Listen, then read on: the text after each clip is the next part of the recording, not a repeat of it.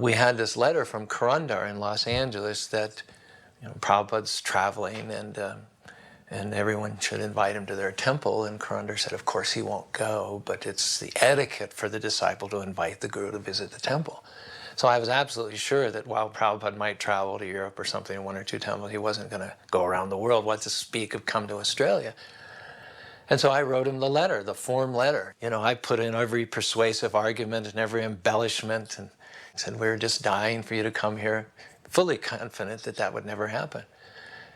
And gosh, 2 or 3 weeks later, they said Prabhupada's in India, they're having a big program in Bombay at the Kosh Maidan, and that he wanted to come to Australia right afterwards. Please send tickets for 3 people. We were stunned. We never thought that Prabhupada would come to Australia. And as far as 3 tickets for 3 people, our income was $100 a week. Maybe that was a good week going out and selling back to guys. Where were we going to come up with $3,000? So we put like one of those thermometers on the board for fundraising. And lo and behold, there was a devotee there. And he came up to me one day and he said, I would like to facilitate Prabhupada's coming to Australia. I heard you need $3,000. And he just sold a house. So I got the tickets for Prabhupada, and he came to Australia. He came with Vrindavan and Padmavati, who had just been married, and he came with the deities, Radha Gopinath, that had been used at that Kosh Maidan Pandal. Vrindavan sat on the plane with the deities in his lap. There was a whole bunch of devotees that had joined recently. Some had just joined that week, 7 days ago, some just 2 days ago. But Prabhupada decided he was just going to initiate everybody. And when Prabhupada arrived, Bali Madan and Vrindavan were carrying Radha Krishna deities. So Srila Prabhupada obviously wanted that there were some Brahmins. So we got initiation. 5 of us got first and second initiation simultaneously. Of course, I didn't know what a Brahmin was. I hadn't a clue really what initiation meant, although I did understand about following certain principles and chanting rounds. But at some point, someone announced, okay, we're going to have 5 Brahmins here, so you need Brahmin threads. And Bali Mardan took off a thread that he was wearing around him and said, make some of these. So I got up from the fire arena where I was sitting by the fire, ran out, went up and down the street looking for string. Something similar. I got as close as I could. And then I came back and sat by the fire again and was making these long string things with knots in them. Later on, somebody said, okay, now you're a Brahmin, so you have to wear a Brahmin thread too, so make one for yourself. And I said, what's a Brahmin? And I was confused, and then someone else said, ladies don't wear Brahmin threads. So that was going on, the initiation was going on, and the installation was also going on. We didn't know the deities were coming, really. When they came, we didn't know what to do. But in the year between the first visit and the second, we'd made a lot of progress. And we'd built a beautiful altar there. And that's when he said, when I was here before, I prayed to the Lord that he would instruct you from within how to take care of him, and he has done so. So he was very pleased with the deity worship by then. That when he left the previous year, he was thinking we were very much malechas. Well, because I was totally shy, I've always been shy. Being interviewed by those reporters, I think the only way I could have done that was because of my commitment to ISKCON and the devotees and Prabhupada. I wouldn't have normally left home, but I met the devotees and I just had to come and join the temple. There was a force that was way stronger than any of my personal qualities would prevent from happening. So I was very embarrassed. I was worried about my mother because she cried when I left home and she was upset. She didn't understand. From an early age, I used to tell her I came from another planet.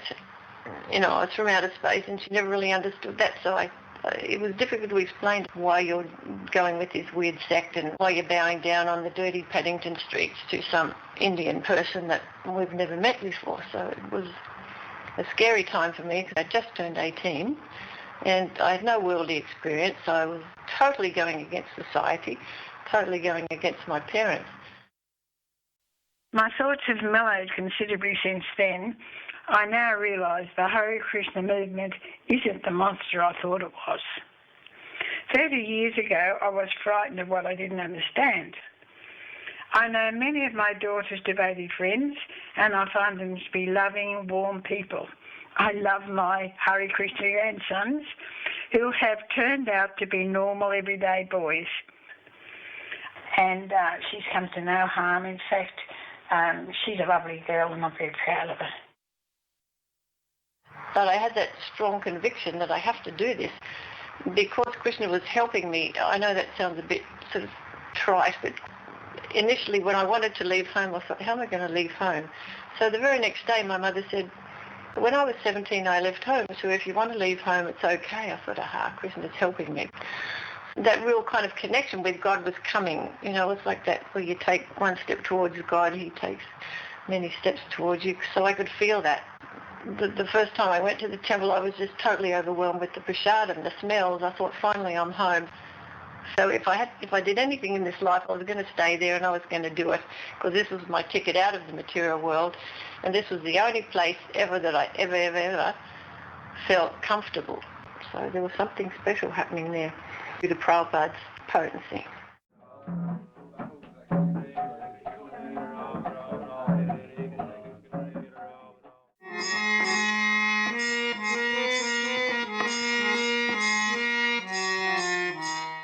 I met Kurandar just before the summer Rath Yatra in '71. He had come up to Portland to meet me and to tour the temple. And he told me about how important book distribution was. And so I was assigned the task of selling books.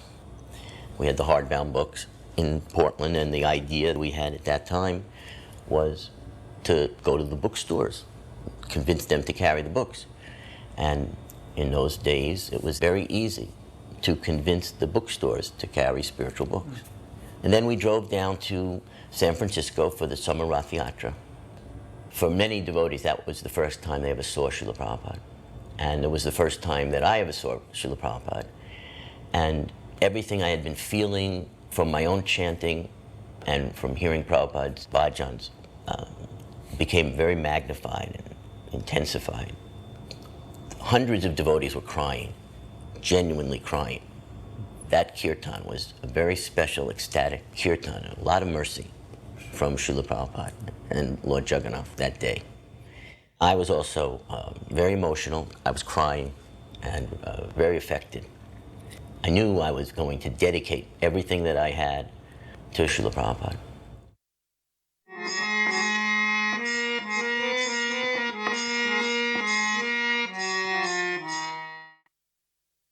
So I'd been in the temple already a year and a half, and Prabhupada was coming. So I remember that Malati, Jyotirmayi, Mandakini, and myself, we stayed back. Everybody else went to the airport. And I was feeling really, really badly because all the other devotees that had already met Prabhupada were like on another platform, and they were so excited. And Mandakini, we had to do everything. It pushed me to the point where I was kind of feeling negative. So I was feeling really bad about myself. So Prabhupada came through the door into Berry Place, and Malati was first in line, then Jyotirmayi, I think, then Mandakini, and there was the temple door, and I hung back to the back. So Prabhupada walked in with a big smile on his face, and he gave a garland to Malati, he gave a garland to Jyotirmayi, he gave a garland to Mandakini, and then he turned to go into the temple room. So I thought, well, you know, this is right because I'm such a nonsense, you know, I don't deserve anything from Prabhupada. But I remember when he went into the temple room, it was kind of late in the evening. Prabhupada offered his obeisances, very deliberate and very slow and just very transcendental. And then he stood up and he just held his hands and just looked into the deity so nicely.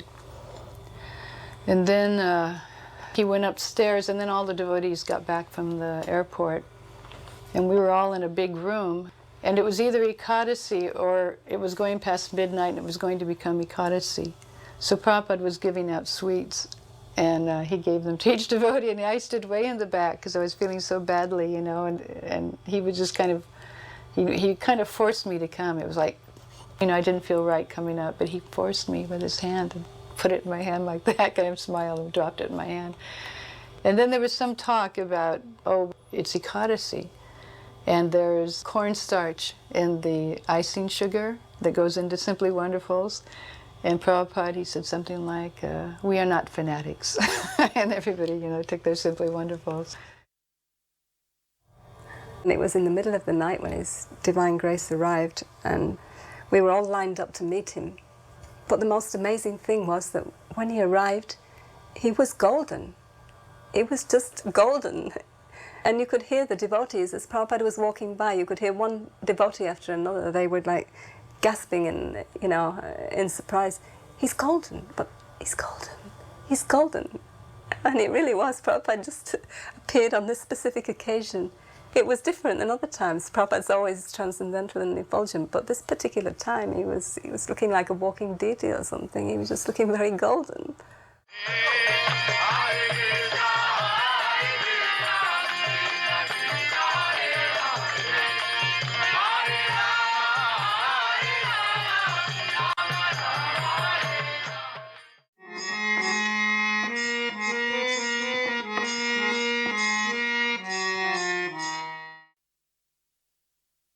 When I was in LA, I know Prabhupada had wanted us to carve some murtis of Radha Krishna. This is before we had installed any deities, and he was at the time trying to cast them in America to see if it could be facilitated.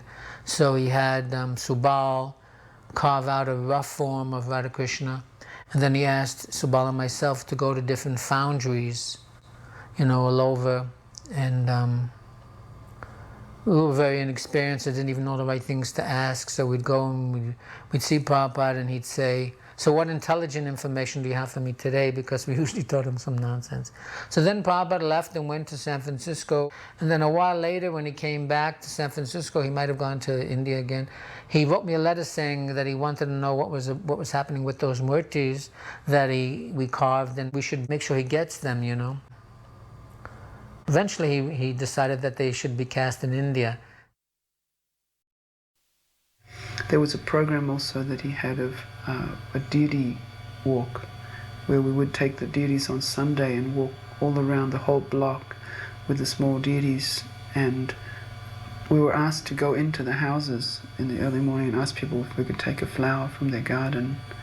And then we would bring the deities around the back down the laneway and past his window. And he would stand up. I remember we'd all look forward to that. And he would look out of his window when he heard the kirtan coming. And we would all stand there for some time, jumping up and down, so happy to see him. And then we would go around, bring the deities to the front, and outside the temple, we would place the deities, and then each one of us would give a report. And this was quite shocking for me because I was such a new devotee, but you'd have to walk up in front of the deities with your hands folded and say, my dear Lord, this is what I've done this week, and say what your service was, and so on and so forth. It was such a spontaneous kind of a mood to talk to the deities like that. At first I was a little shocked, but I grew to quite like that. And everyone in the temple would have to present themselves and say what they had done for the pleasure of the deities. Prabhupada was fixed in his preaching mission, and that was his ecstasy. But every now and then, his internal emotions would bubble up sometimes. So usually Prabhupada would come and offer his obeisances to the three altars, and then he would come and sit on the Vyasasan, and we would offer obeisances, and we would still be in the process of bowing down, and he'd be sitting on the Vyasasan, and he would begin with the Sanskrit, Om Purnamada Purnamidam, the Sanskrit rolling out, and nothing came, there was nothing coming. So we all looked up, and Prabhupada was sitting and he was looking at the deities, and tears were just pouring down his eyes. He couldn't speak, just tears were pouring down his eyes. And it was the most far out thing, because then he pulled himself up straight, he took a deep breath, and you could tell he just suppressed, physically, just pushed it down and went on with his business. It was like Daruka, it was a disturbance to his service, But there was no question that Prabhupada was on the highest level. But he was so dedicated to his spiritual master, he would not let his personal ecstasy interrupt his service to his Guru Maharaj. And then one time Prabhupada was leaving The Vyasa-san was in the back, and there was a side door, and Prabhupada had his slippers right there. So Prabhupada went out, and he had his back to us, and he was just slipping on his slippers. I think someone was helping him slip them on. And he turned to us, and we were just sitting there with our mouths open, nobody moving. And Prabhupada said, "Yes, if I told you everything, you would faint." And then he walked up to his room. Prabhupada invited all the other temple presidents to come and see the LA standard. And he wanted this standard to be introduced, especially with the deity worship, with the 3 altars. Prabhupada, when we got the building, Prabhupada went room to room and picked out what each room should be used for. Now, where you walk in now and there's a temple, that actually wasn't the temple that Prabhupada chose. Prabhupada had another vision that wasn't our vision. His vision was to have mainstream America come into that with their shoes on and sit in the pews and hear Bhagavad Gita and kirtan on the stage. We put Prabhupada's Vyasasana on the stage, and he had Vishnu John play the organ. I even wanted to take out the stained glass, and Prabhupada said, "No, that must stay." He said, "Don't touch anything here." Even where the minister spoke, that, what was it called? A purport? Yeah. He kept that because he wanted devotees to come and speak too.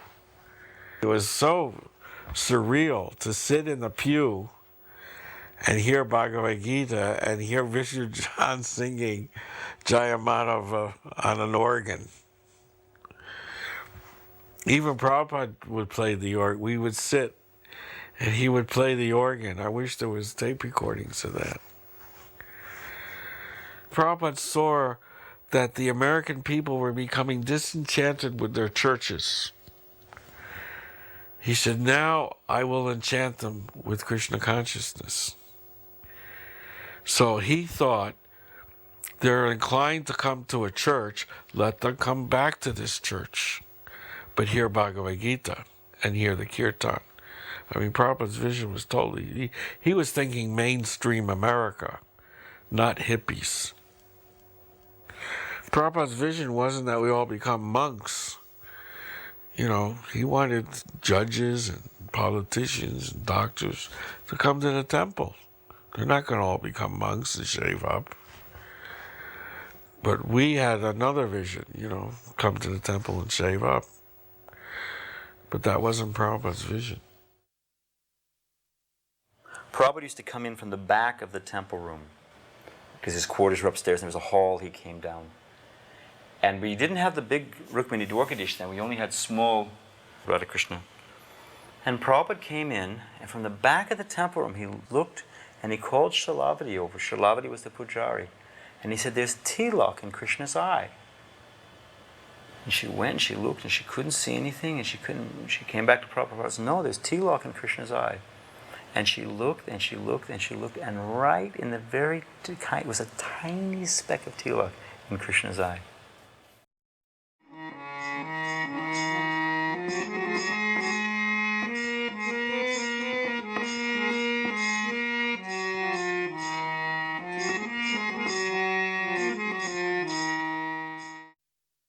There was another moment that was very special to me. There were some devotees, I think it was Brahmachari, they came from Germany, and they were saying that the head pujari should not be a woman, Prabhupada said. And I remember short after that Prabhupada came, and I was in the deed room, I just did arti, and Prabhupada came in. He was on his own, he'd just been outside. And because the temple room door is very close to the front door, he just came in to see the deities. I was just standing there next to Prabhupada, and he turned to me and said, "Are you in charge?" And I said, "Yes, Prabhupada." And he smiled and nodded, and he said, "That's very good." And it was like Prabhupada kind of knew that I was given a hard time, but it was like a nod and a wink, like once a year when Prabhupada came. That was actually what kept me going, because otherwise it was very tough. The room was full. The condensation was dripping as it did in those days. It was just so packed out in such a small space. It was impossible to believe how many people could fit into such a small space. But Prabhupada had finished giving his lecture, and that is Krishna consciousness. Are there any questions? And immediately an Indian lady stood up, and her question was, Swamiji, can you see God? It was like a challenging tone, and immediately Prabhupada replied, yes, you cannot. And then he looked around the room and said, Krishna is everywhere. You cannot see? And there was silence, just that she didn't know what to do. And so Prabhupada said, why you cannot see God? And she didn't know what to do. Then Prabhupada said, do you want to see Krishna? And the lady, she was getting embarrassed, and she looked down and said, no, Swamiji. And Prabhupada immediately said, therefore you cannot see. One beautiful memory from that time, actually, it actually concerns Sudajaya, a French devotee who joined around that time, and he was visiting from Paris, and this was his first meeting with Prabhupada. The temple was crowded, and he was sort of just peeping through the door. And he asked at the end of Prabhupada's lecture, he started just telling Prabhupada, he said, you know, I met the devotees here in London. I came here to get a job, but I met the devotees, and I just find they're so attractive. I just want to be around them, and now I've heard you speaking. And, you know, it's just so beautiful, it's so wonderful to be here in the temple surrounded by all these wonderful devotees and listening to you. And I don't want to go back to find a job. I don't want to go back to Paris. I just want to stay here with all the devotees. And Prabhupada turned and he said, with a big smile, he said, that is because from crow you have become swan. And everyone just like erupted into laughter and joy and cheering, you know. It was a very nice moment. When he got initiated, Prabhupada, the swan. Oh, right, the swan.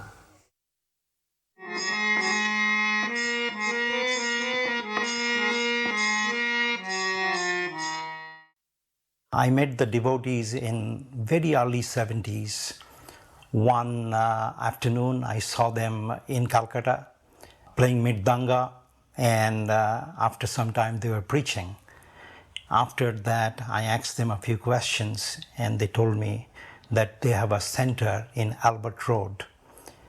And at the time I was a student of Calcutta University, and I decided to go there. I also heard through the grapevine that at that time Srila Prabhupada is in town. So I bought some fruits and I showed up to see Srila Prabhupada one evening, because also I heard that he gives darshan. And I was met at the gate of 3C Albert Road by Shama Sundara Prabhu. And he just told me to wait for a second. He went in to talk with Prabhupada, and he came and asked me if I am a student. And I said, yes, I am a student of Calcutta University. And he said, go ahead, go in. And I went, and there was Prabhupada alone, and there was nobody else. So I bowed down before him, because in India it's a custom to bow down before holy men. And I offered him the bananas that I purchased, and then we started talking. And at that time, I did not have any idea of the greatness of my Gurudev. He was very open to me. He was glowing. I remember that. He was a glowing sannyasi. And that was my first meeting with my Gurudev. And we talked a lot of things. And then when I was ready to leave, he took a banana and cut a piece of it and gave it back to me as prasadam, which I very gratefully accepted. And deep inside, I have a very good feeling that he is a genuine Swami, which is very rare in India. And after that, there was a program in a rich man's home where a lot of devotees had gathered before a Pandal program. And Prabhupada saw me in the crowd, and he held up his hand and pointed towards me and said in Bengali, "Tumi matha nara korbe kabe." The translation of that is, when would you shave your head? In other words, he was telling me, when would you become my disciple? And I was simply elated. I felt my eternal Gurudev has found me, a lost soul wandering through the universe, and my Gurudev has finally found me. It's the beginning of my journey back home. The Pandal program was scheduled to begin, but some of the work was still going on.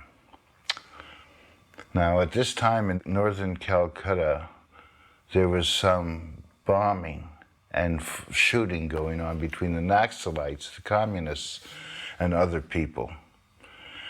And we had some chairs for life members in case some people didn't want to sit on the ground. There were some seats, 1 rupee each. So this was the basis for the Naxalites to complain. So they're complaining. Meanwhile, there's a gentleman named Colonel Dutta who used to come to the Calcutta temple. And he wore this pith helmet, this like African hat that was very flamboyant. So he wanted to fight all the Naxalites, and I said, no, that's not a good idea. But he was barring the entrance, and they were going back and forth, and you could hear a lot of commotion. Meanwhile, Prabhupada's up on the stage, and Prabhupada wanted to know what all the commotion was. Meanwhile, a note then came and said, quit or die, quit India or die. Prabhupada sees it, and he said, let's go, let's start the Pandal. He sang the Brahma Samhita prayers. And he's told me also, he said, go and tell them that if they want to sit in the 1 rupee chairs, that they can. Just invite them to sit. So I invited them to sit. This diffused their argument. Prabhupada started singing the Brahma Samhita prayers, Chintamani Prakara Sadmanaso, and they just quieted down. And the Pandal program started. Before the Pandal program began, some reporters came to interview Srila Prabhupada, and one of them challenged, what is the point of spending so much money, making so many arrangements for this Pandal, when the money could be used for better purposes, to feed people? Srila Prabhupada replied, the purpose of the Pandal is simply to give people a chance to come and hear. Where has the Pandal come from? I went to America, and I simply gave people a chance to hear. And because they heard, now they have come with me to India, and they've made the Pandal.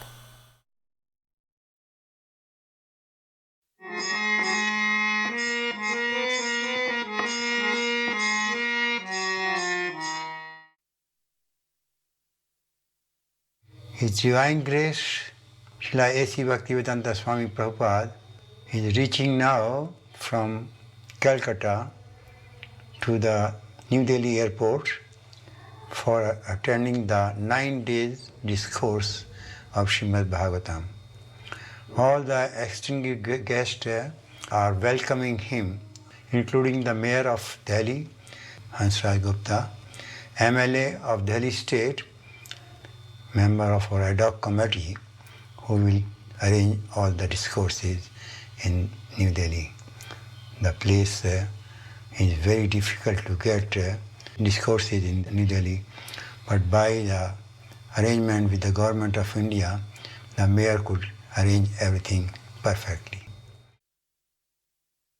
What an appropriate event for Srila Prabhupada to be received as a very important person at the Delhi Palam Airport when he arrives for the first Delhi Pandal in Connaught Circus, and many members of the government were invited to greet Srila Prabhupada. Gurudas is the official host. Srila Prabhupada is always so much untouched by praise. He humbly receives whatever level of consciousness that his disciples have been awarded with, and receives it with such humility. Now this is the first magazine Prabhupada is seeing printed for this occasion from Delhi, called Back to Godhead in Hindi Bhagavad Darshan. And he was very pleased that our Hindi magazine is coming first time in India. You can watch him observing people and their progress in their spiritual life. So perceptive. He was able to see externally and internally the progress of his disciples.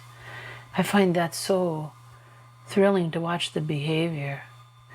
And he seems oblivious to anything other than the bhakti, the advancement in Krishna consciousness. He gives the same message country after country, encourages each disciple.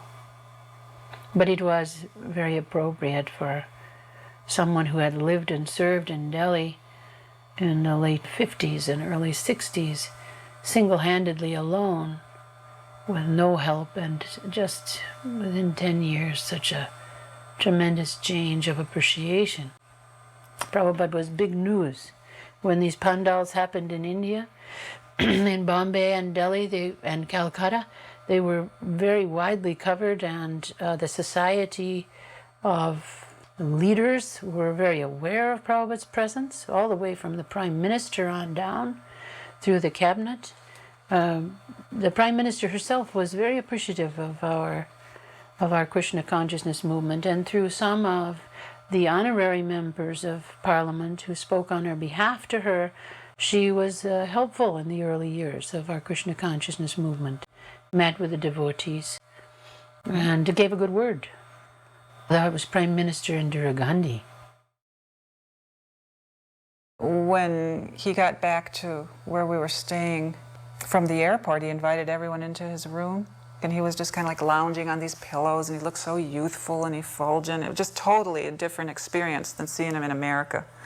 And he was kind of like laughing and joking about how bad the milk was in Calcutta. The milk in Calcutta is finished. He'd just come from Calcutta. I was just so dumbstruck by this experience of seeing my spiritual master in this mood, this informal mood, and feeling so unworthy that I couldn't, I'd look up at him and he looked so effulgent, it hurt my eyes. I couldn't even, so I thought, okay, I'll start by looking at his feet. And so I started looking at his feet, and then I moved up. It was almost like offering arti with my eyes, I kind of like moved up his transcendental body till I got to his face. And when I beheld his face, he was transformed in his appearance. And I started trembling, and tears started pouring. I couldn't believe what I was seeing, and it was not a physical form at all that I'd ever seen, but it was Prabhupada, but it was like transformed into this exquisite kind of otherworldly beauty that you never see on this planet, and I almost fainted.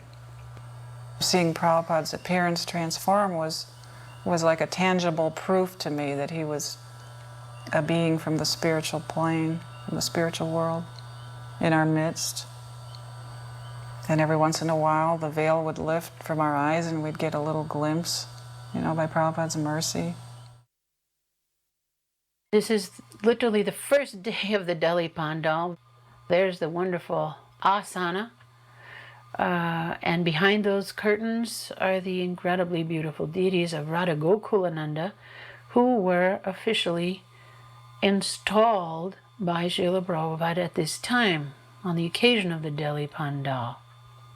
There was an instance for both the Pandal in Delhi, the first Bombay Pandal. Those deities went to Australia and New Zealand. These went to the Manor. And in Jaipur, the Radha Govinda deities, which ultimately went to New York. Prabhupada considered that these festival programs were an installation of the deity. In other words, they were worshipped in his presence. So for a pure devotee to be introducing them to worship is naturally a form of installation. So these deities, there were different pastimes in these three places of London and New York and Dallas, where devotees actually made some adjustment on the Archa Vigraha in some small way. And when Prabhupada heard that, he said, no, these deities have already been worshipped. This should not take place. So it so happened that I was the person that was arranging for their worship and installation and that aspect of the pandal. And shortly after the end of that program, I literally fell unconscious into a coma for 3 days. One evening, an American young man or hooligan came forward to the stage. You know, he was bare-chested with a leather vest. He had tattoos all over his body. He had chains hanging from his neck, and he had wild long hair. And he came up to the stage in a very aggressive mood. He wanted to challenge Srila Prabhupada. So immediately Prabhupada's disciples rushed forward to keep him away. But Srila Prabhupada surprised us all and said, no, let him come on the stage. So Prabhupada had him come on the stage. He had the disciples give him a cushion or asan to sit in. And Prabhupada had the disciples put a microphone in front of him. He said, have you realized yourself within yourself? And Srila Prabhupada said, yes. Then the young man was sort of taken aback. And he said, how old is the Bhagavad Gita? Srila Prabhupada said, 5,000 years. Then the young man began to spout, no, according to my authorities, according to my information, Bhagavad Gita is only about 1,000 years old. And Prabhupada said, that's nonsense. Then the young man asked another challenging question, and Prabhupada finally said, no, you answer my question now. What is the process for learning Bhagavad Gita? And the young man said, no, I asked you first. You answer my question first. And Prabhupada retorted, no, I'm not your servant. I don't have to answer your question. You answer my question. What is the process for learning Bhagavad Gita? So eventually, the two were shouting at each other, and Prabhupada motioned, and the disciples escorted the man from the stage. And then Srila Prabhupada proceeded to explain what the process for receiving the knowledge of Bhagavad Gita is, and that is submissive oral reception, not by challenging. Now, I was in the audience distributing books at the time, and the incident created pandemonium in the audience, and the whole audience was polarized, some in favor of Prabhupada and some in favor of the young man. The ones that were sympathetic to the young man got up and surrounded us and started to challenge us and say, you know, your Guru Maharaj should have answered his question. So the mood was so agitated that all of us that were distributing in the audience sort of made our way as quickly as possible back to the area of the stage. But later we realized what Prabhupada had done. He had created a situation to illustrate how one is unable to learn Bhagavad Gita. And in contrast, Srila Prabhupada explained what the real process is, and that is by submissive hearing from the authority. My job, one of them was to invite chief guests to the program, and so I thought it would be a good idea to, because we did this in London, have titles for what Prabhupada would talk about, and have guests that would sometimes have something to do with the theme.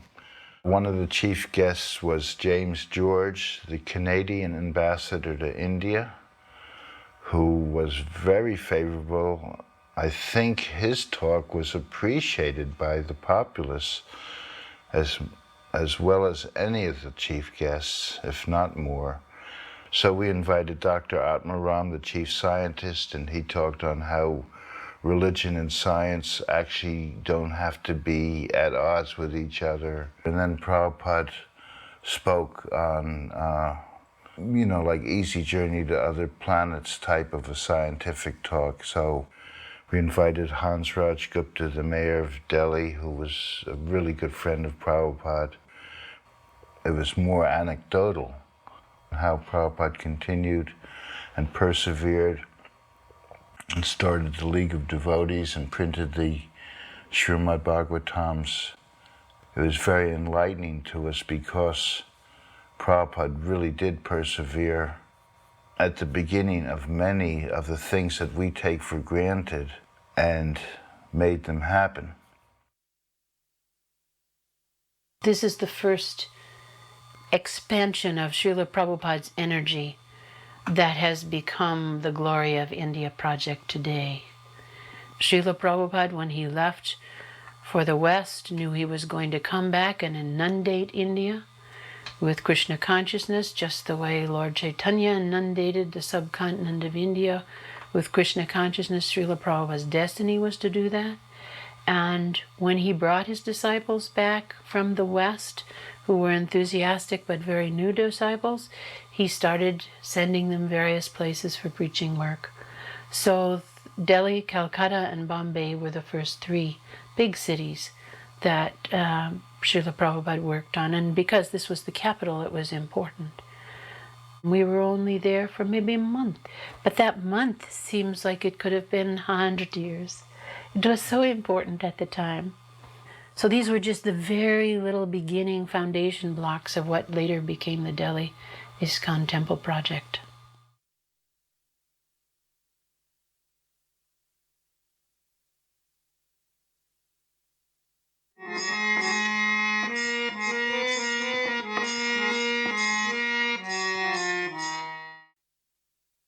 Prabhupada took us to Vrindavan, and this was like the ultimate experience for us. Prabhupada coming back to his spiritual home with so many sons and daughters.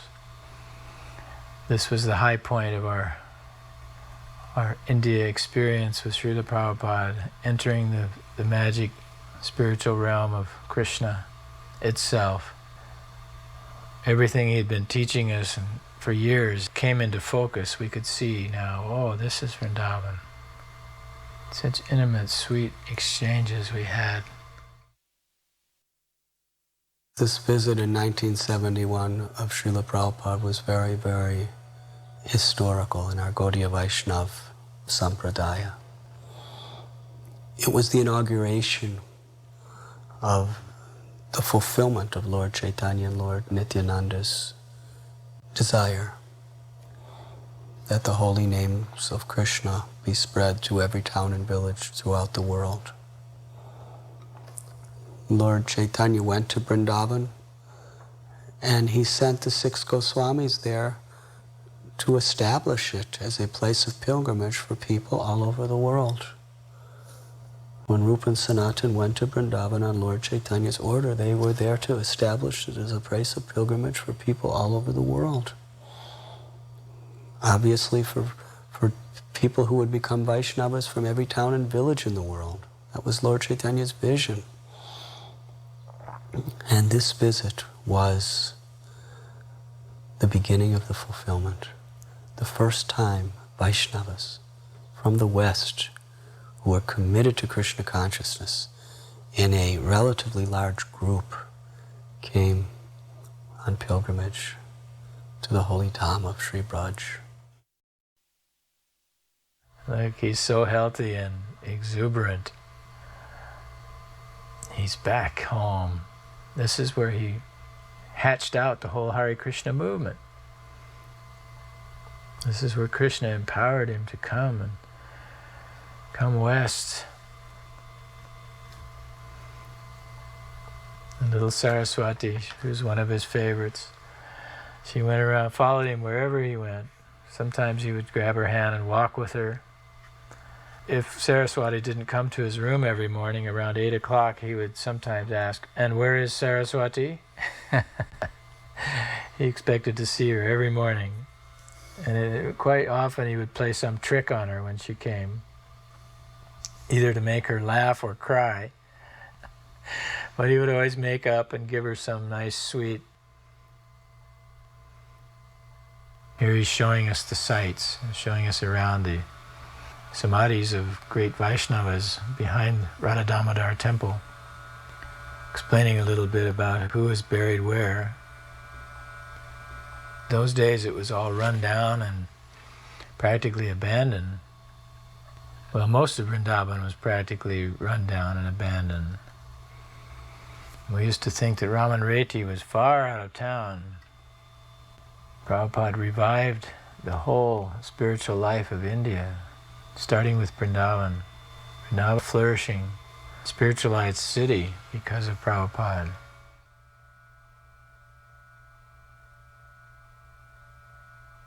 Of course, Rupa Goswami's samadhi there, Prabhupada's favorite place. He used to say that Rupa Goswami inspired him to go to the West and spread Krishna consciousness, as he would sit in his room and gaze out on his samadhi year after year and chant and read, translate. When we arrived in Vrindavan, I remember walking into Srila Prabhupada's room and paying my obeisances and saying, Srila Prabhupada, what should we do now? And he looked down at me and he said, just wander. So that's exactly what I did. I just went out into the Vrindavan village, and everything I'd read about in Nectar of Devotion and Krishna book, you know, I was thinking of those things. And I wanted to take rest under a Kalpa Vriksha tree. It's something I'd wanted to do for a long time, so I just actually found one tree in the forest, and I actually fell asleep and slept very soundly and very deeply for a couple hours. And when I woke up, it was evening time, and I didn't really know where everybody was, but I heard in the background the kirtan going on, Hare Krishna. And so I followed the sound, and I arrived at this big program where all Srila Prabhupada and all the devotees were, and the lecture had just stopped, and they were serving out prasadam. It was a great day in my life, you know, just the way it worked out. Prabhupada was giving a lecture in a garden. There was a small pandal set up, and many Brajavasis came to attend that. It was somewhere in the area of Radha Govinda temple. And somehow or other I came late, and when I arrived, Prabhupada was just leaving, walking through a field back to his car. People were lined up on both sides to offer obeisances. And I offered obeisances, and Srila Prabhupada stopped in front of me. And when I got up, Prabhupada very affectionately showered his mercy upon me and told me how he was very pleased that I was so much attached to living in Vrindavan. And I was so ecstatic, and we got into the ambassador car at the Delhi airport. Sharma Sundar was there, and Prabhupada was sitting in the front. And we were riding to Vrindavan, and Prabhupada was quiet. And I was thinking, he's going to give some spiritual sloka about Vrindavan that'll inspire us. Prabhupada was quiet. Finally, I hear Prabhupada clear his throat, and he said, cement. We must get cement and build a water tower like that. He pointed out the water tower so we could have sweet water. But look at that. No, I'll never forget that kirtan. It was like you could feel demigods showering flowers. And the people were stunned. They'd never, because the way we did kirtan was, Prabhupada did kirtan different than the traditional like Bengali or something. And when we first went to India, we were chanting like Prabhupada, and it was like the people had never heard. It was so potent. Prabhupada leading and the disciples following. And these people had never heard anything like it, and they were just thunderstruck. I just loved, kirtan was my savior. It was my shelter. It washed everything away. It washed away all anxieties. To me, the perfection of life is to be with Srila Prabhupada and kirtan. It's like all I want in life, and I don't care where it is or when it is. That's just all I want. Now, when Srila Prabhupada came to Vrindavan, it was after he had left for less than 5 years.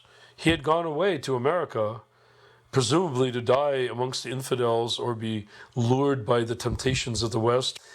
But anyhow, when he came back, surrounded by disciples, after having made a famous tour through Surat and other parts of India, big Pandal programs in Calcutta, in Bombay, in New Delhi, that were in the newspapers, were traveling by word of mouth. So when Prabhupada appeared there with a few of his many devotees, it was an astonishing event that people could not ignore. And when he marched through, it was a triumphant march. They did not fail to be deeply impressed, because who else in the history of Gaudiya Vaishnavism, even from the time of Chaitanya Mahaprabhu, could lay claim to such a feat? Srila Prabhupada took us to many holy spots in Vrindavan. We would go by bus and he would ride in this ambassador car. And here we are at Brahmanda Ghat in Gokul, where Mother Yasoda saw the universe in Krishna's mouth. Srila Prabhupada is telling the story, much to our delight.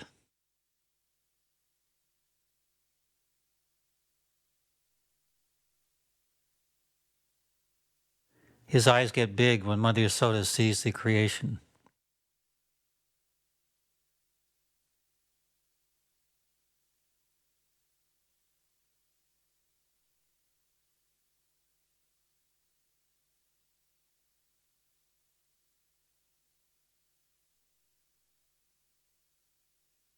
For most of us, this is the first time we'd seen the Jamuna, and we were very eager to bathe in her transcendental waters. The bus went to Gokul, and we came out. Dinanath Prabhu was leading the kirtan, and Prabhupada came out of his ambassador car, which was in front of the bus. And we walked for some time up behind Prabhupada doing Harinam Sankirtan. And Prabhupada stopped us and turned around and said, "This is the wrong Gokul. This is Ballabhacharya's Gokul. We want to go to Mahavan Gokul." So then we all got back in the buses. And from there, from what I remember, we went to Brahmanda Ghat, where we saw the beauty of the holy river Jamuna. Prabhupada came down with us, and he sprinkled water on his head. Then he told all the devotees that they should have full bath. And I believe Prabhupada was feeling somewhat ill that day, so he said that he was not going to take full bath. So he was sitting on the steps, and the devotees were bathing, and Prabhupada was watching us. He was so happy.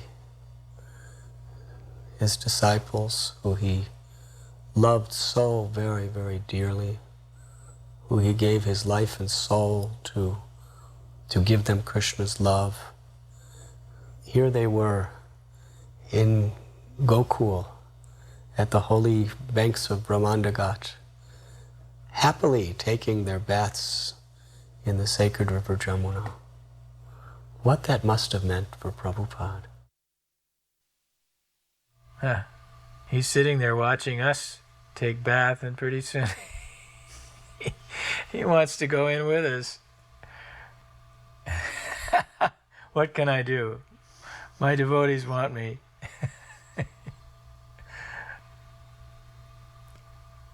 Come on, Prabhupada, come on in. Here we are saying our Gayatris on sacred threads, standing in the Jamuna River.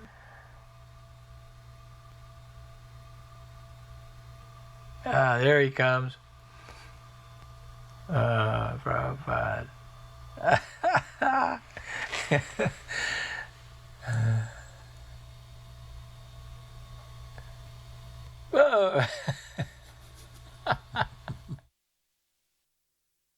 A few of the ladies were kind of clustered together, and Palika was there.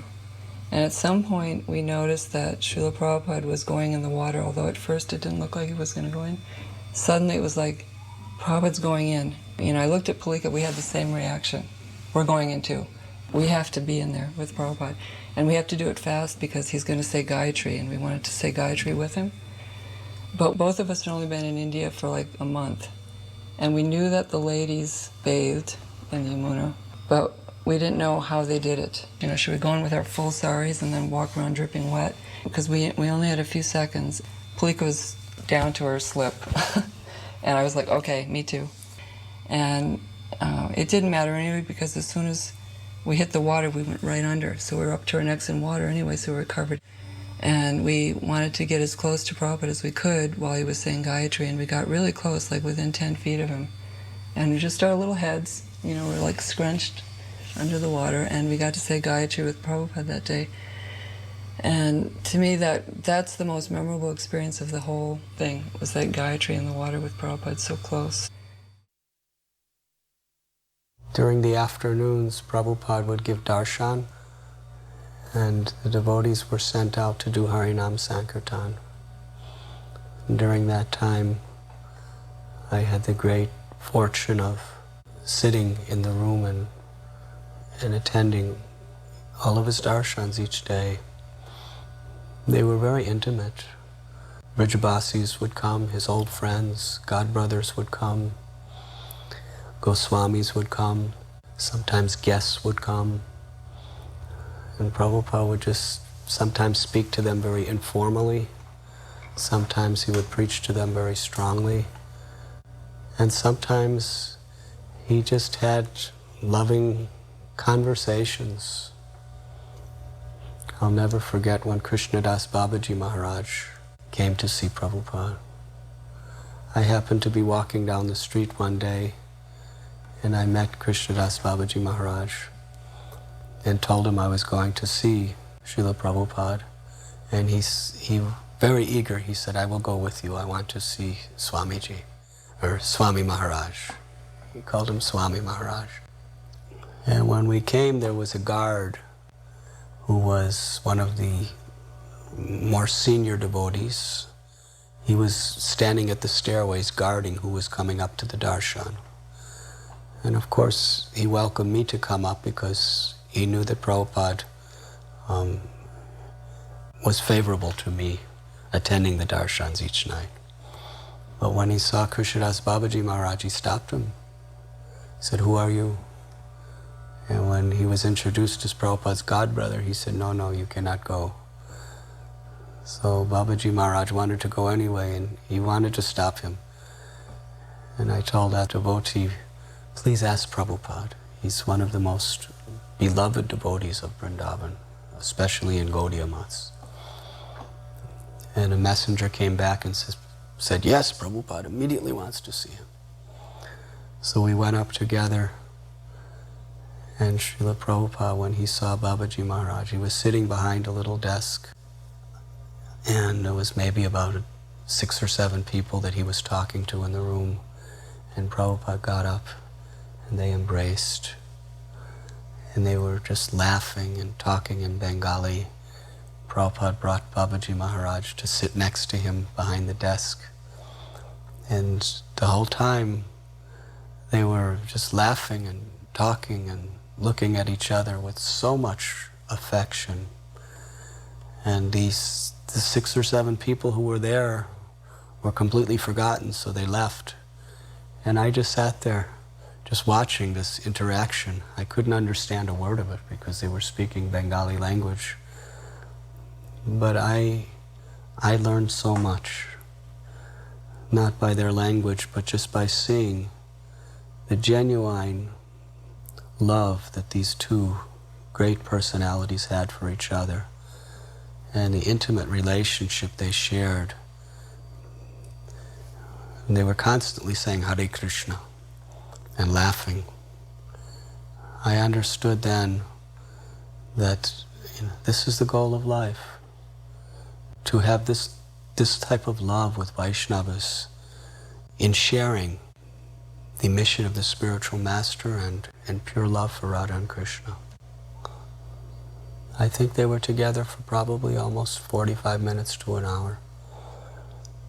And then Prabhupada made sure Babaji Maharaj got nice prasad. We went to Mr. Saraf's house, and he had just decided to give us the land in Raman Reti. There was a slip of paper that said yes and a slip of paper that said no. Our friend Shama Devi from London and Kenya and Vrindavan also wanted this piece of land. She had a ashram down the street in Raman Reti, and this would be an expansion for her. She was vying for it. Radharani arranged so that we picked the right slip of paper that said yes. And so Mr. Sharaf was finalizing this process at his house, signing the papers and the deeds, and Shamashunda was with me, and he had a portable typewriter, and he was making this draft. At the same time, Gaurachand Goswami and Madan Mohan Goswami had shown up because they were contending and wanting money for Prabhupada's rooms in Radha Damodar temple. At the same time, Prabhupada had sent me to Mathura to arrange for these rooms for life as a seva. It's a technicality, and so we were also drawing up this draft. The interesting thing is that even though Madan Mohan Goswami and Gaurachand Goswami lived across the same courtyard in Radha Damodar temple, they were not speaking, and they were both in Goswami families. So Prabhupada put Gaurachand Goswami in one room, Madan Mohan Goswami in another room. I was going from room to room. Samarasunda was making up documents. At the same time, Shama Devi came with a member of parliament and a policeman to try and contest this land being given to Prabhupada. We put her in another room. So Mr. Sharaf's house was full of people who were not talking and arguing and contending, and Samarasunda was making up documents. At this point, Krishna Das Babaji shows up, Prabhupada's godbrother. Somehow or other, he always knew when Prabhupada was coming to Vrindavan. This was not announced, there was no emails. And he shows up from Radhakund, and he laughs and chants. He didn't speak much. He laughed a lot, he chanted a lot. One time he left his bead bag in Anand's room, and we immediately had a poll how fast he would be to return to get it.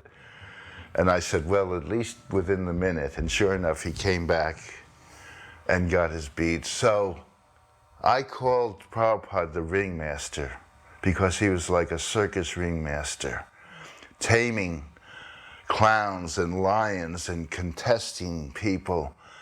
And all the documents were drawn up. We got the rooms in Radha Damodar for life. We got the land. Shama Devi couldn't do anything. And Krishna Das chanted and laughed. And it was a wonderful day at Mr. Sari's house. After the incredibly successful Pandal in Delhi, where tens of thousands of people were coming every night to hear Srila Prabhupada, Srila Prabhupada took just a few of us, 20 or 30, to Vrindavan.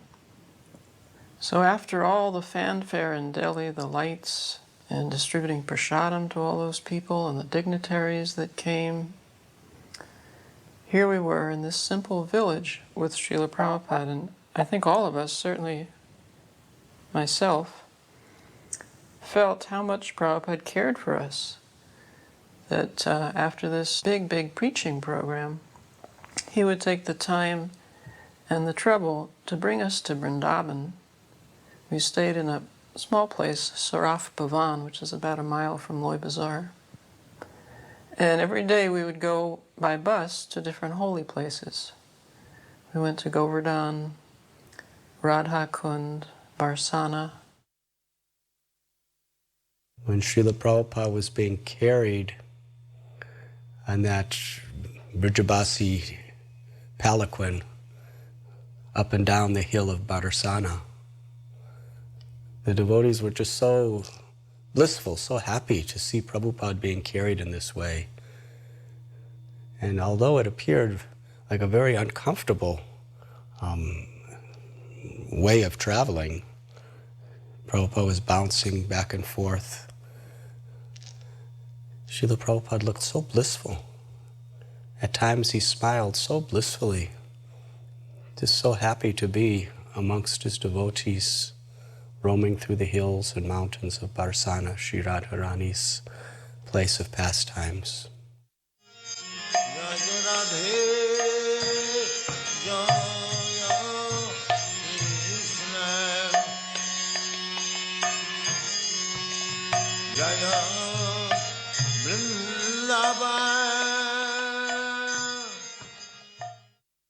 In Govardhan, Prabhupada was taking prasadam. Malati used to travel with us always and cook for Prabhupada. Even on the bus, Prabhupada would sit in the front seat because his car had broken down. So he would be on the front seat of the bus and Malati would be in the back seat doing whatever she was doing. Nobody knew for sure. But then eventually she would come through the aisle of the bus and present to Prabhupada a beautiful plate of prasadam. It was a little bit miraculous how she did that. So she was Prabhupada's cook during this time. And I remember in Govardhan, she served Prabhupada his prasadam and a dog wandered by, a hungry dog.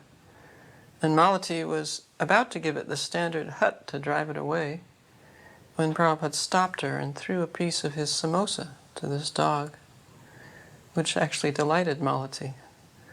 She was happy to see and also to hear Prabhupada say that no living entity should go hungry in Krishna's dham. He was constantly concerned with everyone's health and well-being. And everyone had a task. And Prabhupada would assign the different duties and jobs and tasks for each of us, and we would all report to him every day what we had accomplished. He would give us guidance for the next day's tasks. We had to become Vaishnavas finally, in manner and in dress. So Prabhupada taught us all the ropes, all the different ways a Vaishnava should act in India. By example, we got to follow him around and watch him every moment. We just began to emulate what Prabhupada did. It was really a very spectacular event for the Brijbasis, because I was living amongst the Brijbasis, and they were really proud of Srila Prabhupada, that one of their local residents who was living for so many years at Vamsi Gopal Temple and Radha Damodar Temple had gone to the West and started temples and transformed Americans and Europeans into devotees of Sri Sri Radha Shamsundar. This was just astounding, amazing for the Brijbasis. And thus they really had very, very high esteem for Srila Prabhupada. They considered him to be like the ambassador of Vrindavan for the world. They were looking forward to seeing the American and European sadhus coming. And Prabhupada would have the devotees doing Harinam, Sankirtan in the streets, and it had a very heartwarming effect on the residents of Vrindavan. They were joyful to see people from all over the world, young people, full of life and opportunities, who had accepted their culture, their faith, and especially they accepted the mercy of Srimati Radharani. And this was very meaningful to the Brijbasis. At that time, I was with Prabhupada from the Mangal Arati through the evening. But then after the evening darshans, I would go back and just to the bank of Jamuna, and I would be with my friends, the local inhabitants of Vrindavan. And they were very much talking about the glories of Srila Prabhupada. It was the first time Vrindavan had ever seen anything like this in history. Krishna appeared 5,000 years ago in Vrindavan and performed his transcendental pastimes. Chaitanya Mahaprabhu came 500 years ago, and by his order the Goswamis began to excavate and establish the places of Vrindavan. And through the years, Vishwanath Chakravarti Thakur and all these great acharyas performed their pastimes of worship there. Bhakti Siddhanta Saraswati Thakur brought many thousands of people on his Braj Mandala Parikrama. But never before in the history of Braj Bhumi did people from all over the world, from outside of India, come in a spirit of devotion to worship Sri Sri Radha and Krishna.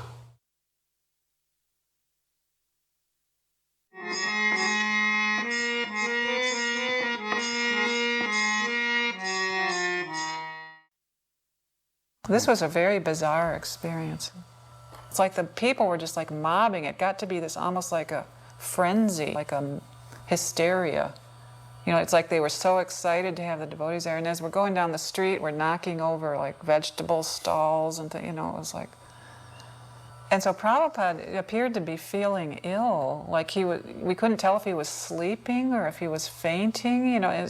And then we ended up in this, some kind of sports stadium or something, remember that? And Prabhupada was in this little room, and we closed the gates, you know, like these big wooden doors. And then the people just wanted to see Prabhupada, but Prabhupada wasn't well. And so the devotees got him in this room and just kind of like closed the room and wouldn't let the people come in, and they just got more and more upset, and they were kind of like banging on these gates trying to get in, and I was getting like scared. Like, were they going to break down the doors and like stampede us and what they were going to do to us? Because they were getting a little angry too. And it was like that. People just like thronged Prabhupada like some rock star or something, you know. They wanted to rip him apart, get a piece of him. And so I don't think Prabhupada ever did speak. I don't even remember how we got Prabhupada out of it, but I do remember that he sent groups of devotees out to have contact with the people. I remember myself and Narayan being sent out as a team, and we went to this little temple, and I think Narayan gave a little talk, and we had a little kirtan, and the people were satisfied. They wanted to see us too, you know, the white sadhus, you know. It was just so exciting for them to see these white sadhus. See, look at Prabhupada, he looks... Because sometimes he was like sitting on this thing, like with his eyes closed and his head nodding, like we didn't know if he'd like had a stroke or if he had fainted from the heat or if he was sleeping, you know, it was just really strange.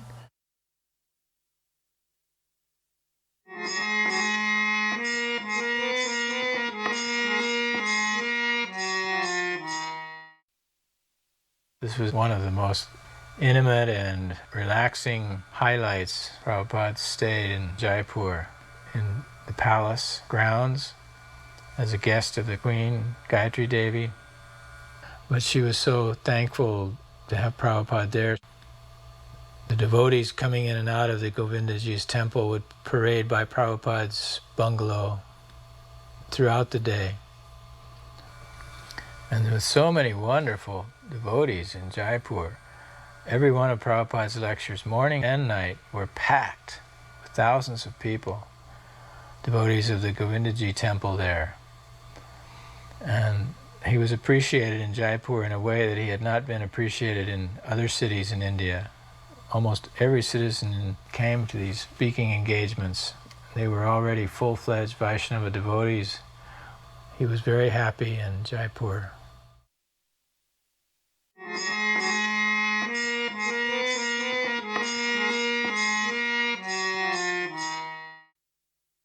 At that time, Prabhupada lived in a grass hut. There was no other place to live in. I remember Prabhupada one time was sitting in the grass hut and He just said this grass hut is in the mode of goodness. And this is all you need for spiritual life, live in a grass hut and live by the side of the holy river, chant Hare Krishna. But if we do this, people won't come here. So we have to build the big buildings with concrete and steel and bricks. Those buildings are in the mode of passion. But for preaching, we can build those buildings. But for our own selves, this should be enough. Before the festival, I had approached Srila Prabhupada on the balcony in Calcutta and said, Srila Prabhupada, I've been trying to understand what you want of us, what your desire is. I could see that Srila Prabhupada was really listening and taking every word into his heart. And then I said, 2 things seem to please you the most. Distributing your books and building the big temple in Mayapur. And Srila Prabhupada's eyes opened wide, his face lit up, he smiled and he glanced at me and he said, yes, you have understood. And then he said, if you build this temple in Mayapur, Srila Bhaktivedanta Thakur will personally come and take you all back to Godhead. Bhavananda Prabhu said, Srila Prabhupada, we're sitting in the middle of these rice fields. I'm from New York. He says, Srabi, the architect, is from Amsterdam. You know, we're all from cities. Jayapataka's from, they're all from big cities. And we're sitting in the middle of these rice fields, and you're asking us to build a big temple in the city. How we can do this, Prabhupada? And he said, Prabhupada, where will all the money come from? And Prabhupada said, Bhavananda is always thinking, where will money come from? He said, actually, here you have Radha Madhava. He said, Madhava means the husband or goddess of fortune. Simply serve Madhava nicely and everything will come. You don't have to worry about money. Well, Prabhupada, we don't know where to start even. They had the design for the Lotus building and you know, where to put it. We're really bewildered, standing in the middle of rice fields. You know, Prabhupada, he didn't procrastinate, as we say. So Prabhupada said, come with me. We had 3 acres of land at that time, 1 strip of land from the road. So Prabhupada, he put a clod of earth down, then he just paced so far down, then he put another clod of earth, then he just turned and he paced the other way, put another clod of earth, paced up the other end. So he put 4 clods of earth and he said, build it here. That was it. This is Prabhupada establishing the Ananta Sesha in 1972. He invited all of his god brothers to come. And many god brothers had already left, so there were disciples of god brothers, his spiritual nephews. So he invited them all to come. And then he spoke to them that Srila Bhaktisiddhanta Saraswati Thakur wanted us to all work together. So why don't we all combine and work together? Now I have temples around the world and I can give you some devotees from foreign countries to help the preaching. We should all work together. But they didn't accept. Didn't really say anything. He had told us to dig a pit, and we dug a pit about 15 feet deep and probably around 6 to 8 feet wide with a bamboo ladder going down inside. He said he was going to set the cornerstone. We had no idea what setting a cornerstone was going to be like. But apparently his friend and godbrother Puri Maharaj had come bringing a little solid 24-karat gold Ananta Sesha. It was about 1.5 inches high. So Prabhupada was going down in the pit and Ashoka Amrita was holding the ladder. And then somebody came up, Prabhupada wants you. What? He wants you to go down in the pit. Why he wants you to go down in the pit? And I saw the Prabhupada is walking down the ladder. And I came over and I went down in the pit with Srila Prabhupada. And to me it was symbolic enough. I'm in a pit with a ladder and Prabhupada, what more do I want? We gather an accumulation of bricks and then a bucket comes down with mortar and a trowel. So I didn't know what to do. And Prabhupada said, just gestured at his We are building a temple here, he said like that. So I pick up a brick and I butter it with mortar and I set it down, and then I put another one, and I start to set it just very nicely, like a chimney or something of that sort. Prabhupada said, no, not like that. And I said, how? He said, every which way. When he said every which way, he meant randomly. And then I started building, and I built this thing, and there was a gap in the middle, and the Srila Prabhupada came and placed the Ananta Sesh and said, put more. After I'd pretty well hidden the deity with bricks, he told me to go up, and the others came down. So he went down, you see that ladder, bamboo tied together with pieces of string. He goes down and he comes up, and everybody's kind of, his all godbrothers are there, we're all there. And he said, now sees Brahmananda, Gargamuni, Devananda, Tamal Krishna's there.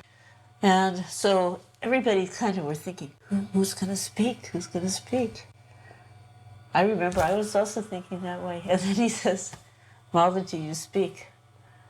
And I mean, everybody was floored. I was floored. So what can I say? I'm just looking around. Here's all these learned Vaishnavas, certainly more learned than I'd ever be. I just stood up and spoke about Srila Prabhupada. I remember I was crying a little bit. And then afterwards, I remember Gargamuni came up to me and he said, that was very nice. And I always appreciated that, I was just reflecting on Prabhupada's expertness in putting us forward and in utilizing us for the benefit of his mission.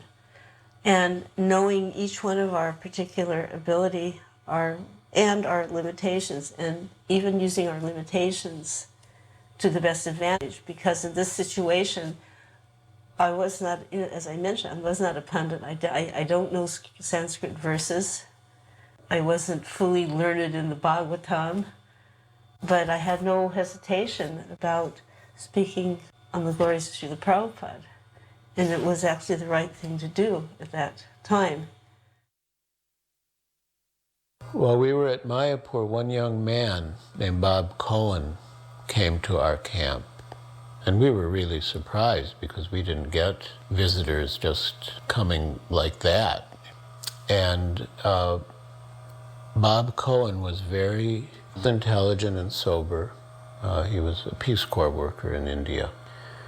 So he came to meet Srila Prabhupada. He had attended our Pandal program at Deshapriya Park in South Calcutta.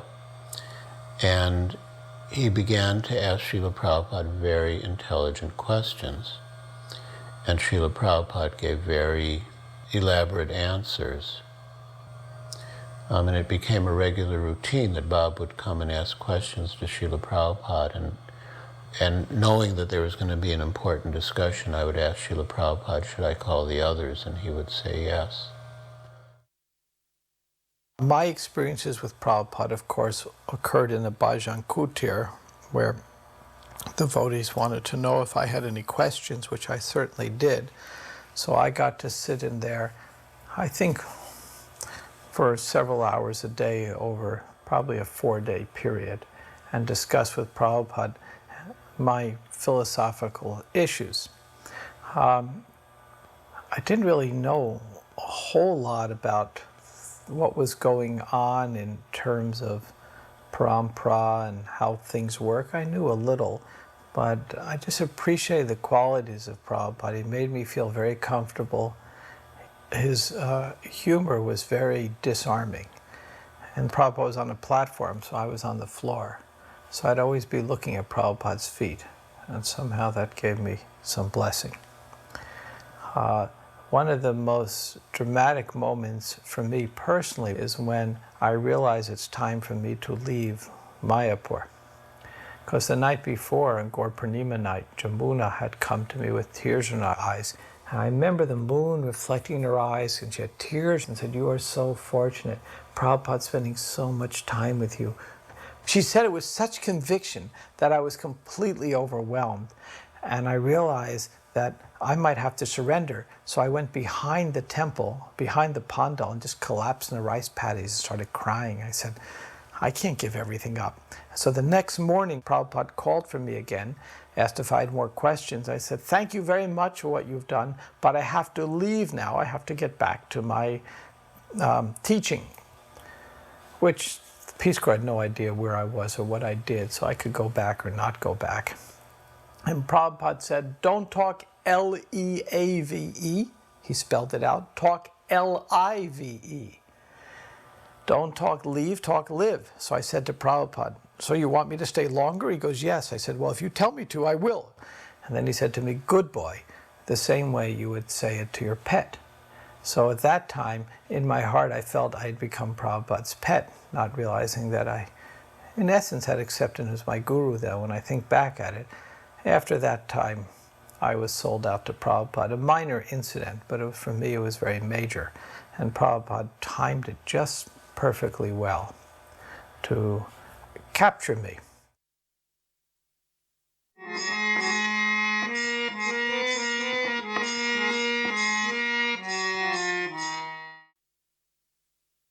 One of Srila Prabhupada's most enduring projects was the Juhu land and Juhu development in what was then a remote suburb of Bombay. It was open marshland and swamps and coconut groves. Very few people there in those days. So it was difficult for the devotees, some of the devotees, to understand why Prabhupada wanted this land so much. Most devotees are familiar with all of the squabbles that went on for this land over such a long period, many years, and the fights, litigation that was waged over this land. But Prabhupada was so insistent that we acquire this land, and he was ultimately triumphant. What we were thinking was, mostly at that time they were hippies, so they are being converted into good people, so we should help them whatever way we can. We are not rich or anything, but whatever little in the house is there, we should give. They used to come for cold water because March, April, it was so hot. So they are not used to this climate. And then we used to give limbu water, and whatever is available in the house, we used to give them. Then once he was walking in the garden, Prabhupada. So some new devotees had come in the morning. So he shows our house and tells, this is Hare Krishna Annex. You all have left your mothers and come. Here is a mother for you. And anything you want now, you can ask her, and that is the house. And he pointed to our house. Afterwards, we asked the devotees what he was telling. They said, this is Hare Krishna Annex. My name is Smriti Warrior, and I lived on Hare Krishna land, B building on the ground floor. And my parents were Mr. and Mrs. Warrior that helped a lot with the temple and the devotees and did a lot of seva, and basically grew up on Hare Krishna land. I was there before the devotees came, so when they first came, I was 6, 7 years old. And of course, we'd never seen foreigners so much before, so when they would come, we would stare at them. They were like celebrities. We used to just sit there, every move they made, we were watching them. Of course, at that time, we used to tease and chant. You know, we would chant, but we would teasingly chant Hare Krishna or say Hari Bol. And as time went on, we started to like them. And, you know, they would be so nice to us. So we'd always go up and anything they wanted, we'd run and get it for them. Or they were living on the rooftop. They would bathe up there. And I remember we used to see these soapy white lathered heads, you know, Gargamuni, Brahmananda, Madhuvisa, you know. This must be in Acharya's garden that he's getting a massage, because he came out of there and went right into the house. And later on, they started a Gurukul, which we attended. That was the only Gurukul we really enjoyed going to, and the 3 of them did it. It was so much fun. We used to do all kinds of things, you know, little projects, learning shlokas, chanting, putting on dances when Prabhupada came. Before even having the title to the land, he had a cornerstone laying ceremony. Prabhupada was the expert in everything. He was the supreme strategist. He said that if we install deities on the property, no one will take them down. This is not done in India. That this would give us further right to the land. So he conducted this cornerstone ceremony, and later, when the police did try to close down the deities, There was a public outcry which forced the situation towards Prabhupada's favor. But it was another year and a half from this cornerstone laying ceremony before Prabhupada actually acquired the deed to the land. But this was another maneuver Srila Prabhupada thought was important, to establish our right to the land by installing deities and having a very elaborate cornerstone laying ceremony. Prabhupada was teaching us all the time how to do business, how to manage our affairs. We were so innocent. We had no knowledge or experience in these kind of affairs, buying land, getting titles, and what to speak of in India, where things are 10 times more difficult than the West. I came after shaving my head, and then when I was asked by Ananda to go and see Srila Prabhupada, then when I walked in, he said, "Oh, now you look very nice." First he asked me where I was from. I said, "I'm from Holland." And then he asked me, "What is the use of decorating dead bodies?" And then I said, "No use." And he said, "Exactly." I said, "Don't waste your life in decorating dead bodies." I was an artist. I was a designer. I would make things, beautiful things. I was definitely a decorator, so I understood the hint. So he would say, "Don't waste your time on you know, making beautiful things for the wrong purpose." And then sort of immediately he hinted that Krishna has sent you here to design his temples. That's what the next thing he said. And tomorrow we have a ceremony here. It's called initiation ceremony, and then you will be initiated. And then he asked the secretary, he said, "Give him some paper and some pencil so he can start designing. And you can sit over there next to the secretary." So then he called Shamsundar and he asked him to give me the photos of the Radha Gopinath Mandir. So I got 20, 30 different photos, different shots that they had taken, and that is the temple he liked, and he wanted that type of temple to be built in Bombay. I knew enough about the movement that was a great honor, and I could hear the reactions around me that people went like, "Krishna, Krishna." They were making certain sounds that was like, this is quite unusual.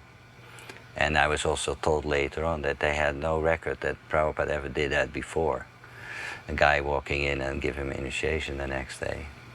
So I could feel, yes, there was something that gave me the energy, there was something that allowed me to do this that normally I probably wouldn't be able to do. That I could feel. What does it mean to be empowered? And when Prabhupada tells you, you are going to do this, and that it actually happens, then you believe for the rest of your life that it exists.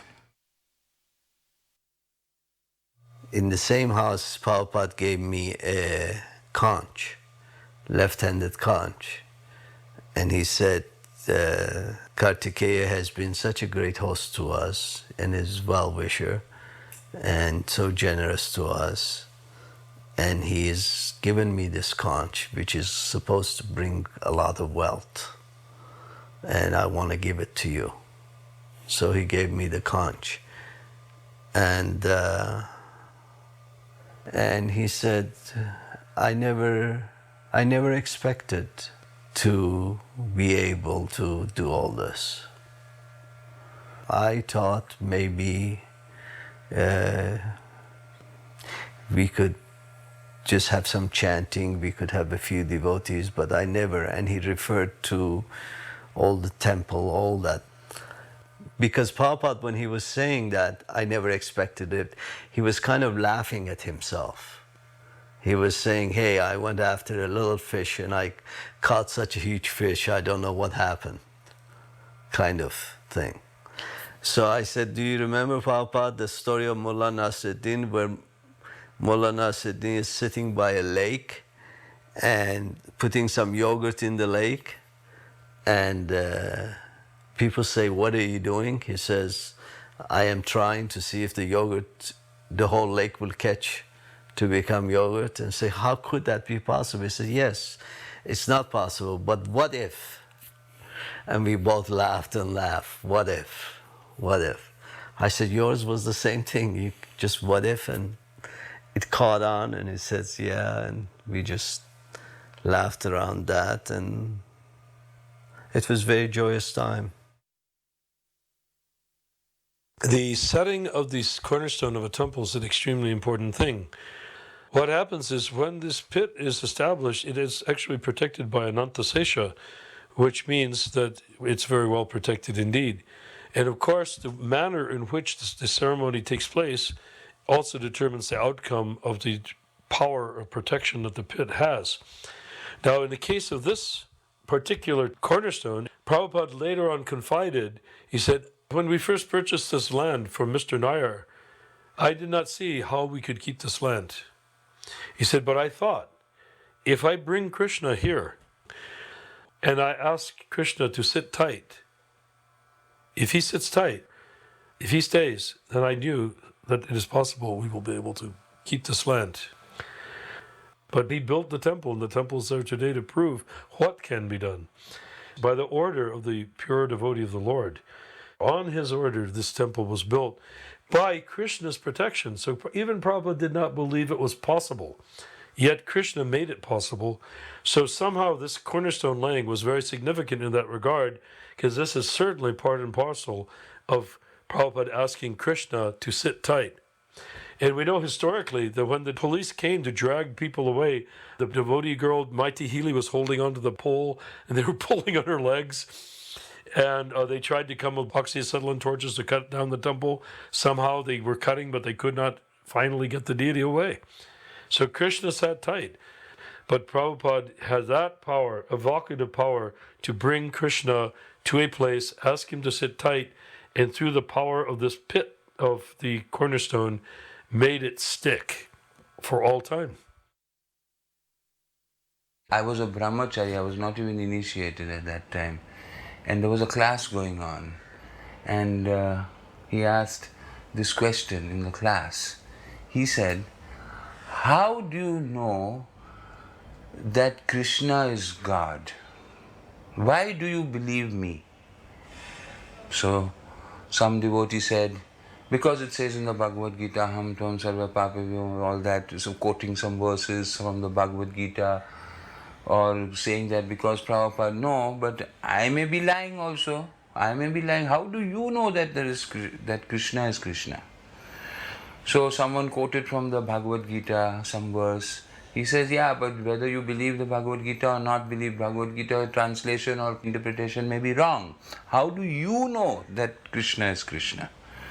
So actually I was very new devotee at that time.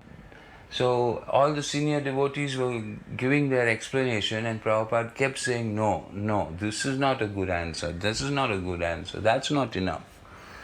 And then finally there was a little quietness. I was even afraid to say what I felt like saying. So very meekly I kind of put my hand up, and Prabhupada said, yes. And I said, Prabhupada, I believe it is Krishna because I can feel Krishna. When I say Krishna, I can feel him, I can feel it. That's why I believe in it. And then his eyes grew up like that, Yes, that is it.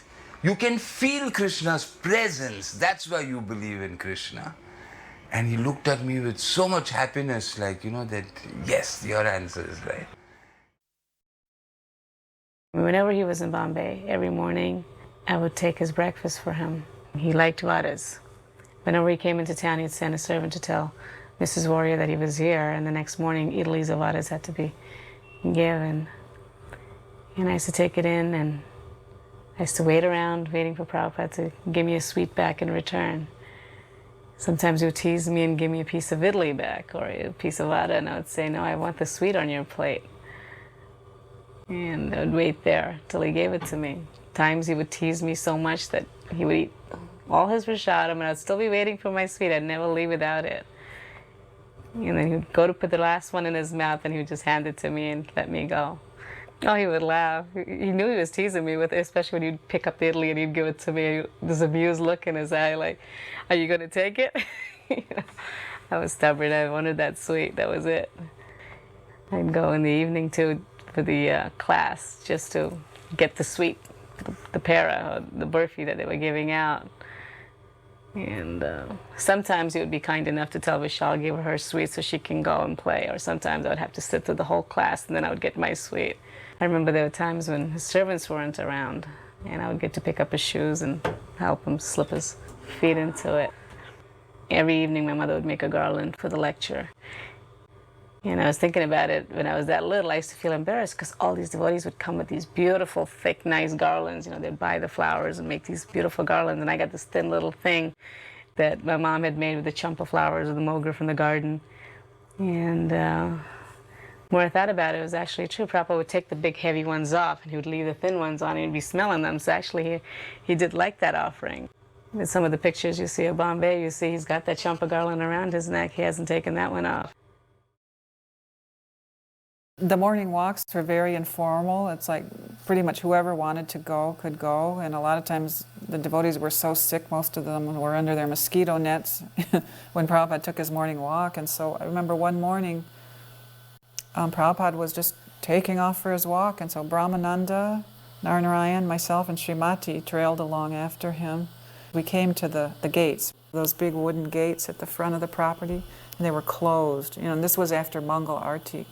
And Prabhupada became livid. He was so angry. He said, "Why are these gates closed? I've told you these gates must be kept open for Mangal Arti so the villagers can come." He said, "Do you think this Mangal Arti is just for you? No, it's for everyone. You think this Krishna consciousness is just for you?" You know, he was very angry that we were being so self-centered and not thinking about the welfare of the neighboring people.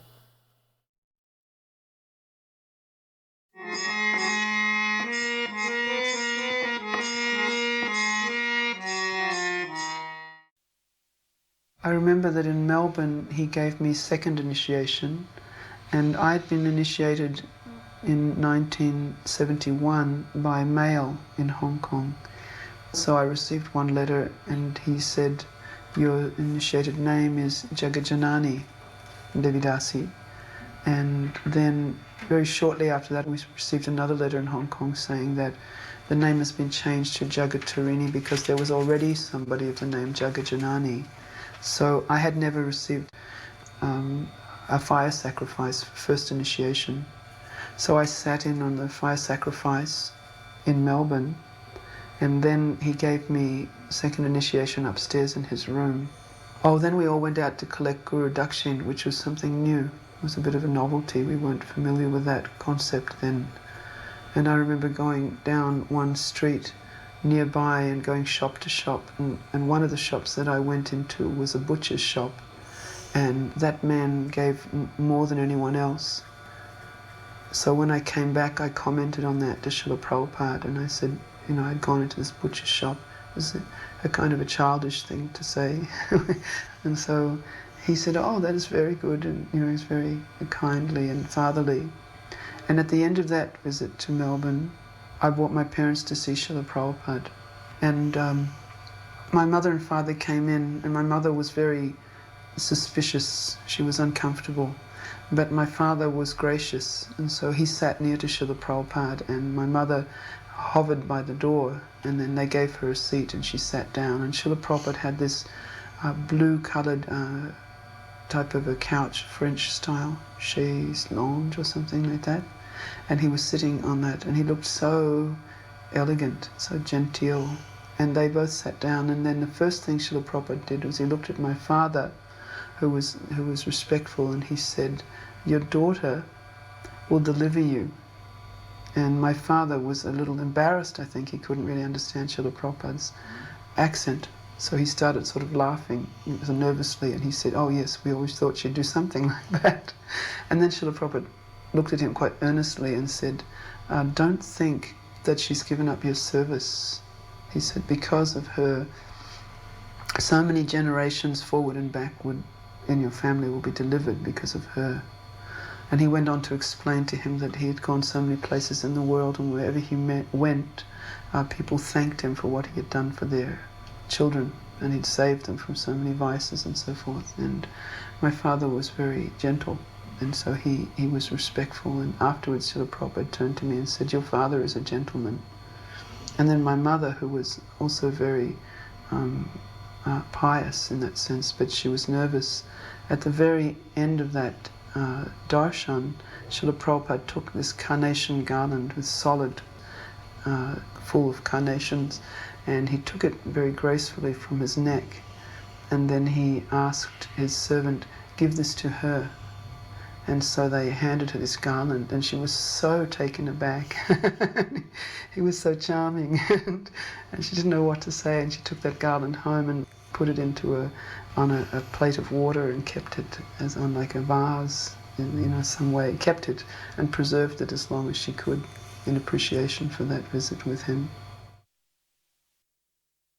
This is a lecture Srila Prabhupada's giving at the town hall in Melbourne, Australia. In 1972, the devotees had gone to Melbourne after they had established the temple in Sydney, and they have become quite popular in Melbourne because of elaborate street sankirtan that was performed every day by the devotees in downtown Melbourne.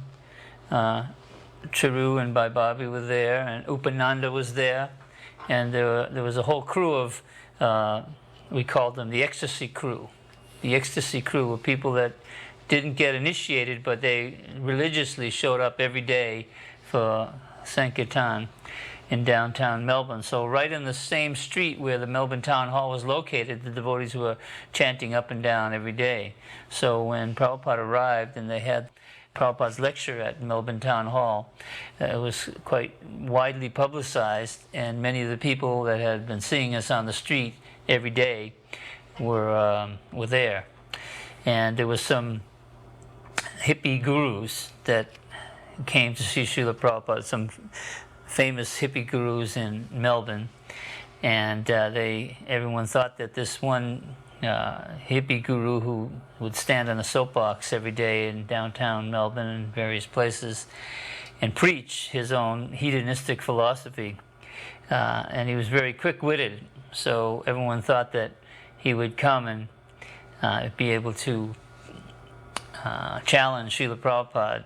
So many of his followers came that night also, but Srila Prabhupada quickly philosophically defeated him and humbled him, and he came forward at the end of the lecture and chanted and danced with all of the disciples of Srila Prabhupada.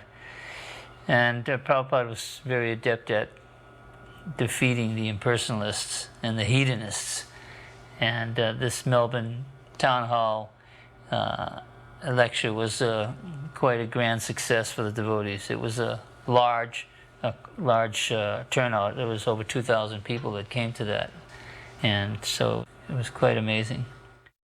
For this universe is called Chaturdas Bhuvan, 14 planetary systems. This is called Bhulok. Above this there is Bhuvanlok. Above that there is Janalok. Above that there is Mahalok. Above that there is Satyalok. Above that there is Brahmalok, the highest planetary system. Similarly, down also we have got Tal, Atal, Talatal, Nital, Patal, Rasatal. This information we get from Vedic literature. 14 worlds. Each and every universe is consisting of these 14 planetary systems. And there are innumerable universes. That we also get information from Brahma Samhita. Jasya prabha prabhavatu jagadanda koti. Jagadanda koti. Jagadanda means this universe is a big, I mean to say, volume, just like pond of egg. Everything, every planet is just like egg. This Brahmanda, this universe is also like egg. So there are in many millions of Jagadanda. And in each and every Jagadanda, Kotishu Vasudhadi Vibhuti Bhinnam, there are innumerable planets also. So these are the information we get from Vedic literature. If you like, you can accept. If you don't like, you can reject. That is up to you. Yeah.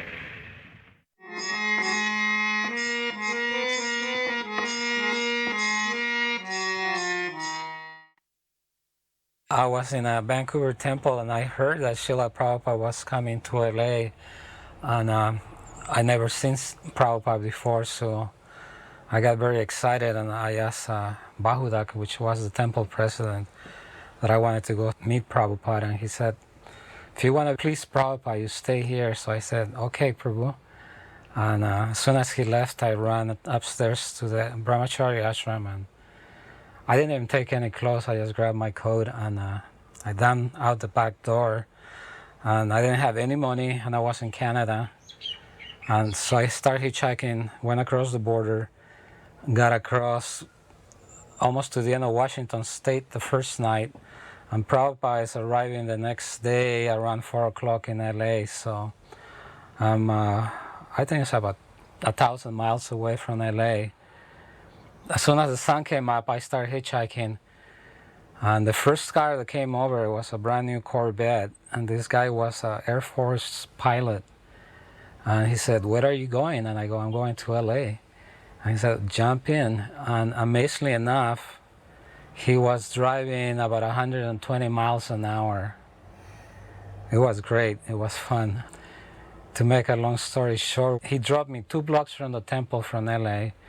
And I got there about 20 minutes before Prabhupada came in, and I ran upstairs, took a shower, put on a dhoti, put on tilak, ran outside into the alleyway, and flowers were showering from the top of the building, and the Prabhupada's car pulled up, and the door got open, and Prabhupada came out. It's the first time I saw him, and his smile was great, and the bodies were jumping up and down, and it was like being in the spiritual world. I think I was the first devotee widow, the first widow in the movement. And somebody told me that in India you can tell a person's status by how they're dressed, and it was important what you're wearing. And so it would please Srila Prabhupada if I put on all white. So I went to Culver Center and bought tons of white fabric and began wearing white. But I wasn't sure if that was correct. We were new at everything. You know, nobody knew much about Vedic culture. So I wanted to go before Prabhupada, have him see me in white, and then I felt like I would be able to tell by his reaction. Maybe he would say something or give me a nod or something, make a comment. So I was determined that Prabhupada would see me wearing a white sari. Every time Prabhupada would come to LAX airport, as soon as he walked through the terminal, if you said your obeisances and you really said the full prayer, by the time you stood up, you didn't even get a glimpse of him, especially if you were in a female body, because all the guys would stand in front of you, and you didn't get to see Srila Prabhupada. So I formulated a plan, and I didn't tell anyone. It was my big dream, my big secret, that the next time he was coming to LAX, I would wait at the bottom of the escalator with my daughter, and all the way down the escalator, he might only see me, and he might say something. So that's what I did. I dreamt about it. I planned it. I couldn't wait. And sure enough, I heard he's coming to Los Angeles again. So I did exactly that. I dressed up my daughter. We waited at the bottom of the escalator. It was difficult because the big tumult was upstairs, the big kirtan, but I stood there. And just as it went in my dreams, he came down the escalator, and there was me and Nimai, and he stopped at the bottom of the escalator. And he leaned forward. He took the little bouquet of flowers that we made for him. He looked at me, he saw the white sari, and I got a definite nod of approval. Without a shadow of a doubt, I got the nod of approval. Very pleased nod. And that one nod, the power of Prabhupada's nod, kept me in white for 18 and a half years because of that nod. Meanwhile, what was humorous is the escalator kept going, and so all the sannyasis that were right behind him were getting squished like an accordion. We were always told that Srila Prabhupada's favorite flower was the yellow rose. So I brought one to the airport to give to him. So he steps off of the mover and comes to the firm ground, and I'm standing there right in front of him. And he looks at me right in the eyes, and I hand him the rose. He takes the rose and gently nods his head and walks on. And for that one moment also, the kirtan, all the devotees and chanting, it just seemed to just be a moment of silence that I got to share with Srila Prabhupada. And just one moment in time that Srila Prabhupada accepting a gift from me lasts a lifetime. Because all the devotees were coming back from the airport. And I remember meeting Prabhupada's feet before meeting Prabhupada. I just remember him walking by as he was coming into the temple room and just seeing his feet walking. And I just remember that there was so much light around his feet. And I could kind of see Prabhupada as, you know, a great, huge being, because I was looking up from the floor at him. And that's like kind of etched in my mind, that wonderful memory of just seeing his effulgent feet and then, you know, kind of working my way up from the feet up to his golden smile. During kirtan, Prabhupada was so enthusiastic and always encouraging the person who was leading. He would be looking around the room, and I myself personally, I was feeling like I could touch the ceiling. I'd be jumping as high as I could, and I just felt like there was no bounds. And I was also, I think, feeling that we were all kind of like little puppies jumping up and down in great joy, happiness, you know, seeing our spiritual master. So Prabhupada was always encouraging, looking around, and he'd be with his gong, he would take the hammer and he would be gesturing, waving it up and down for everybody to dance. Prabhupada also, he had such perception. Sometimes in my mind, you know, I'd be thinking, I was young. Oh, I wish Prabhupada would look over here. I wish he would look at me. All of a sudden, Prabhupada would be looking directly at me, piercing me with his eyes, and I felt very foolish. But Prabhupada always fulfilled your desires that way. So it was always a special experience every day for months, being able to have that mercy of dancing in front of Prabhupada. And then, of course, during Jai Radha Madhava, Prabhupada himself would be so absorbed, sometimes he would stop being choked up. And I remember how Prabhupada would talk. He would say, actually, I'm just a kirtan man.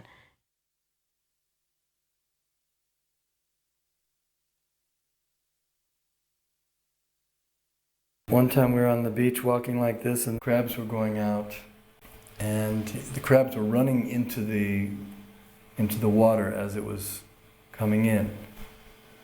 So Prabhupada indicated that they had a relationship, and he was explaining that a big elephant cannot go against the waves of the sea, even though he's so strong, but a little fish can swim out against the waves, and the reason is because the fish has an intimate relationship with the sea.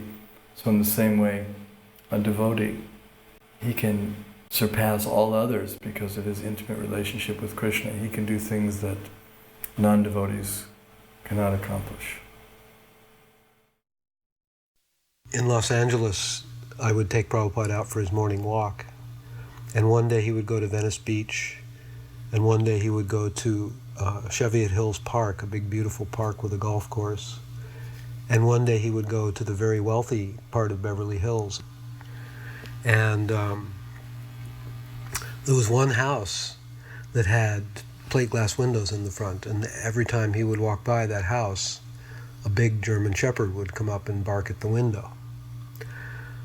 So this one day we're walking by that house, and the person in the house opened the front door and let the dog out. And the dog came running across the front yard towards Prabhupada and me. And I thought I was going to die in protection of my spiritual master. So I turned around and faced the dog, and Prabhupada had paid almost no attention. He had just kept walking. He was 10 or 15 steps ahead of me. So I turned around and ran to catch up, and the dog started chasing along the grass, never came onto the sidewalk. And as I got close to Prabhupada, he just turned around and took a wide stance and picked his cane up over his head and just one hut, and the dog was just shot back to the house.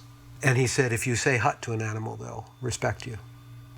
And take a stick. He said, if you take a stick and say hut, they'll respect.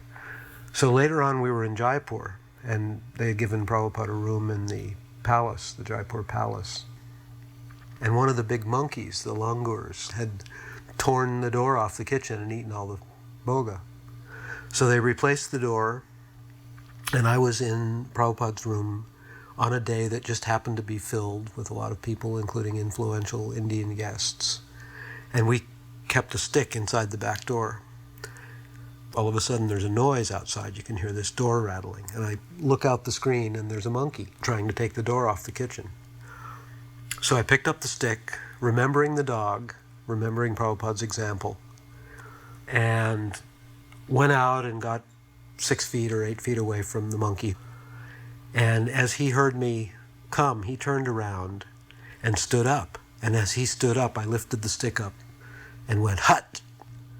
And he looked at me and he puffed his chest up and he bared his teeth and he growled and he started walking towards me. And I ran. I turned around and ran back in Prabhupada's room. And he and all of his guests just broke out laughing. He said, you do not know the process. And then he laughed more. He said, if you had said hut again, he was testing you. If you had done it twice, he would have backed away.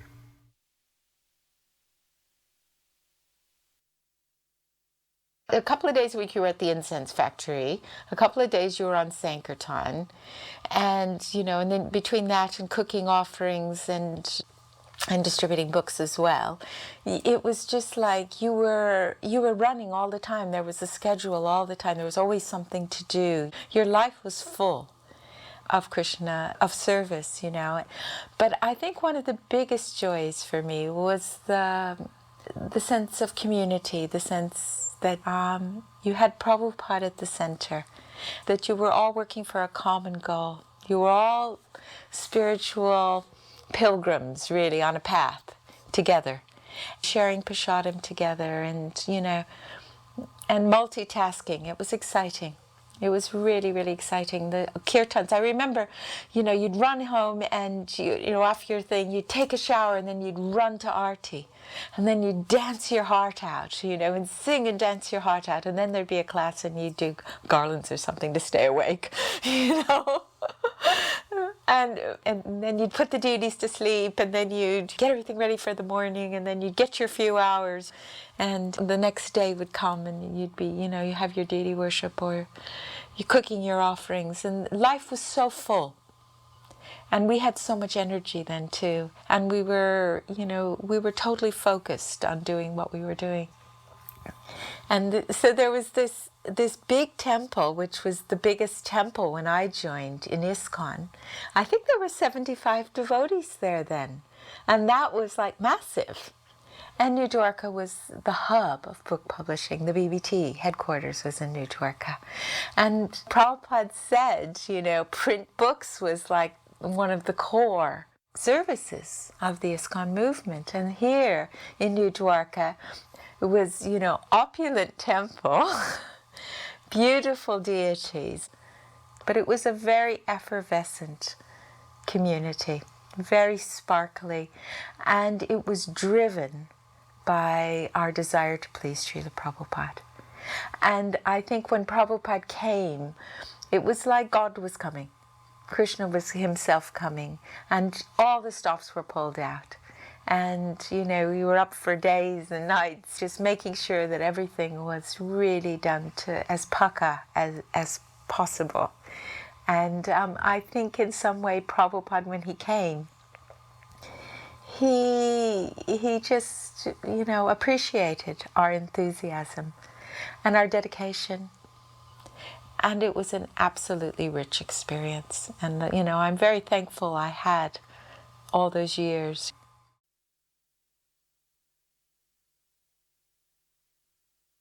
Somebody coming to the Sunday Feast program in Los Angeles owned a 16mm camera and was a film student, and apparently approached Karandar about filming Srila Prabhupada. So I think it was Karandar's idea to have Prabhupada give Bhagavad Gita classes.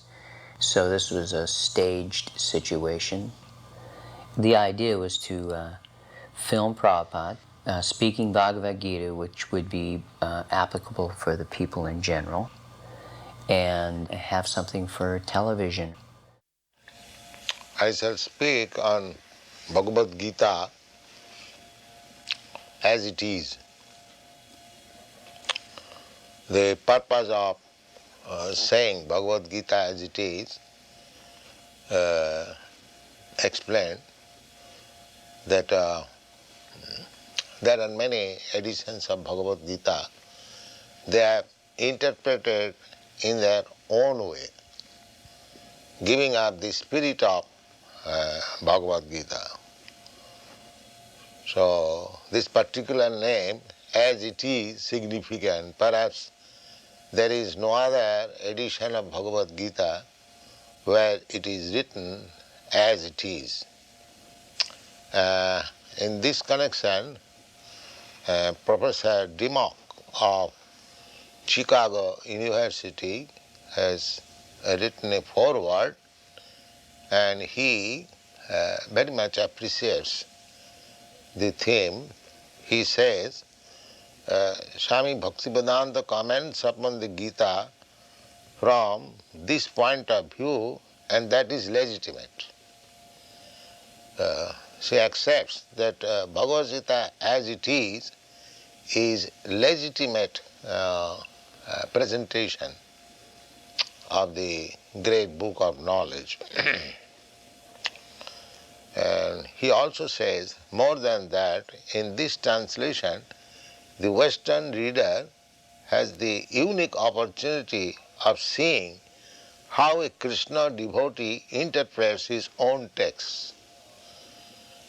So, about Krishna, the devotees actually can interpret about Krishna book.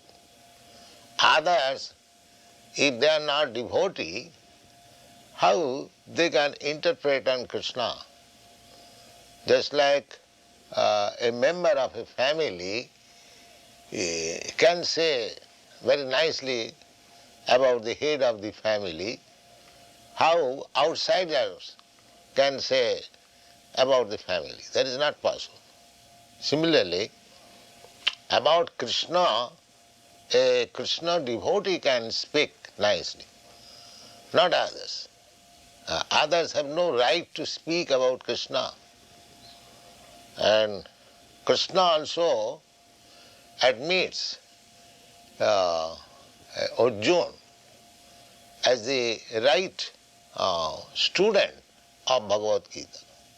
In the beginning, Krishna says that I have selected you as my student because you are my friend and you are my devotee. So, in other words, we can understand that Bhagavad Gita can be understood who has intimate relationship with Krishna. Just as Krishna says, you are my dear friend. That is intimate relationship with Krishna. And without becoming a devotee, nobody can be intimately related with Krishna. These are the factors to be understood. So, this Bhagavad Gita was spoken 5,000 years ago to Arjuna in the battlefield of Kurukshetra, and the science of understanding God is there in this Bhagavad Gita. Bhagavad Gita is the science of God. Everything has got some science, scientific book to understand that particular subject matter. Similarly, there are different types of concept of God. Generally, they take it as an idea, but we don't take it as idea. We take God as concrete fact. Just like you are seeing me, I am seeing you. This is concrete fact. Similarly, a God can be seen by you, and God is already seeing you. There is no doubt about it. But you can see also God. So that process we have to understand, how to see God. That process is mentioned in all the Vedic scripture. That is called Bhakti Yoga, that process.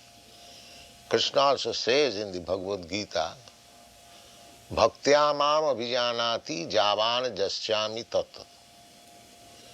If anyone wants to know Krishna, what he is, then one has to accept the process of Bhakti Yoga. There are different types of yogas. Yoga means linking oneself with the Supreme Personality of Godhead. So, speculative yoga will not help us. You have to take concrete yoga. Concrete yoga is Krishna consciousness. So,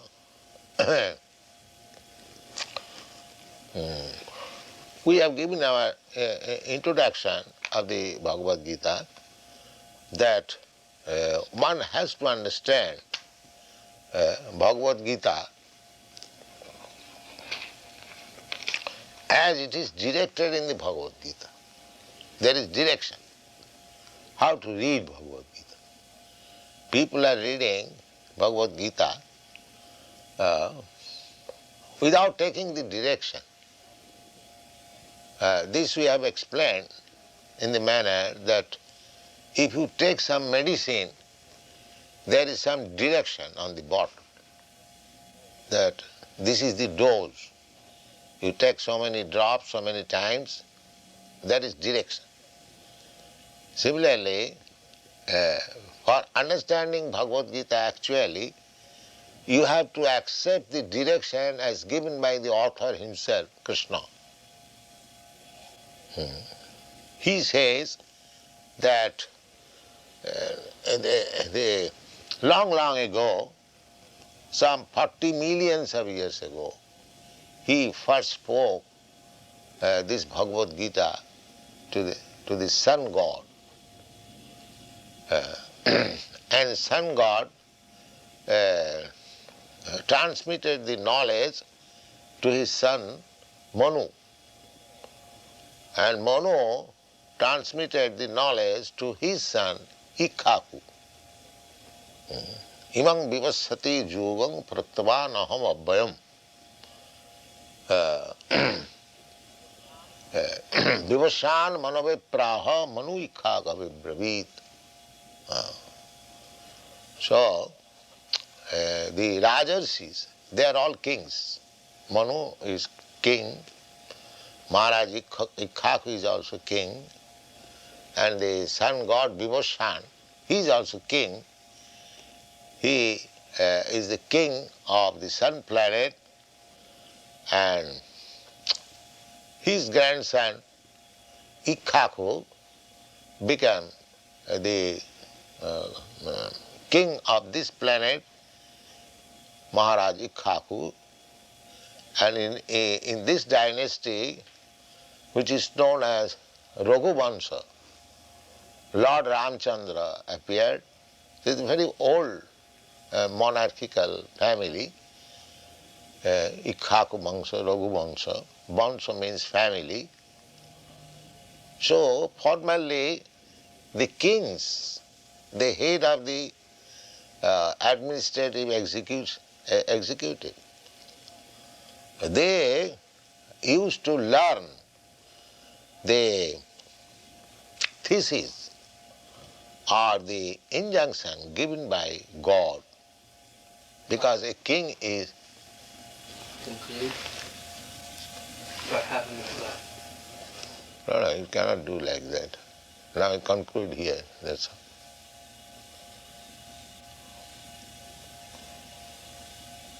Actually, we should just change over. We can change loads, we can pick up right there from it.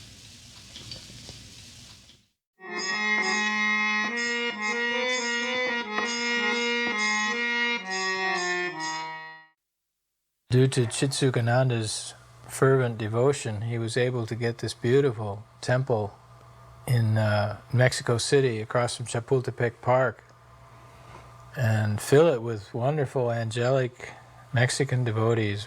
Prabhupada was very inspired and impressed by the Mexico City yatra. When he was there in Mexico, he talked a lot about the relationship between Catholicism and Krishna consciousness, that at heart there is no difference. He was struck, though, how the agony of Christ went against the grain of Vaishnavism. I remember one time in Mexico there, Prabhupada was resting in a room at a life member's home or something, and on the wall was a crucifix, Jesus in agony on the cross. I'd closed the door so Prabhupada could rest, and about a half an hour later I heard his bell ring, and I opened the door. He was sitting on the end of his bed looking at this crucifix on the wall. There were tears streaming down his eyes. And he said, "Just see, they have killed their spiritual master so that they can continue sinning. Please remove this from the room." And he had me take it out of the room. I recall when Srila Prabhupada was invited to give an interview at a television station. And when Srila Prabhupada was greeted by the host of the show, who was one of the most popular hosts of any television show in Mexico, Srila Prabhupada was so humble. He was like a child. When the interviewer shook his hand to greet him, Srila Prabhupada smiled back at him with so much humility it practically melted my heart.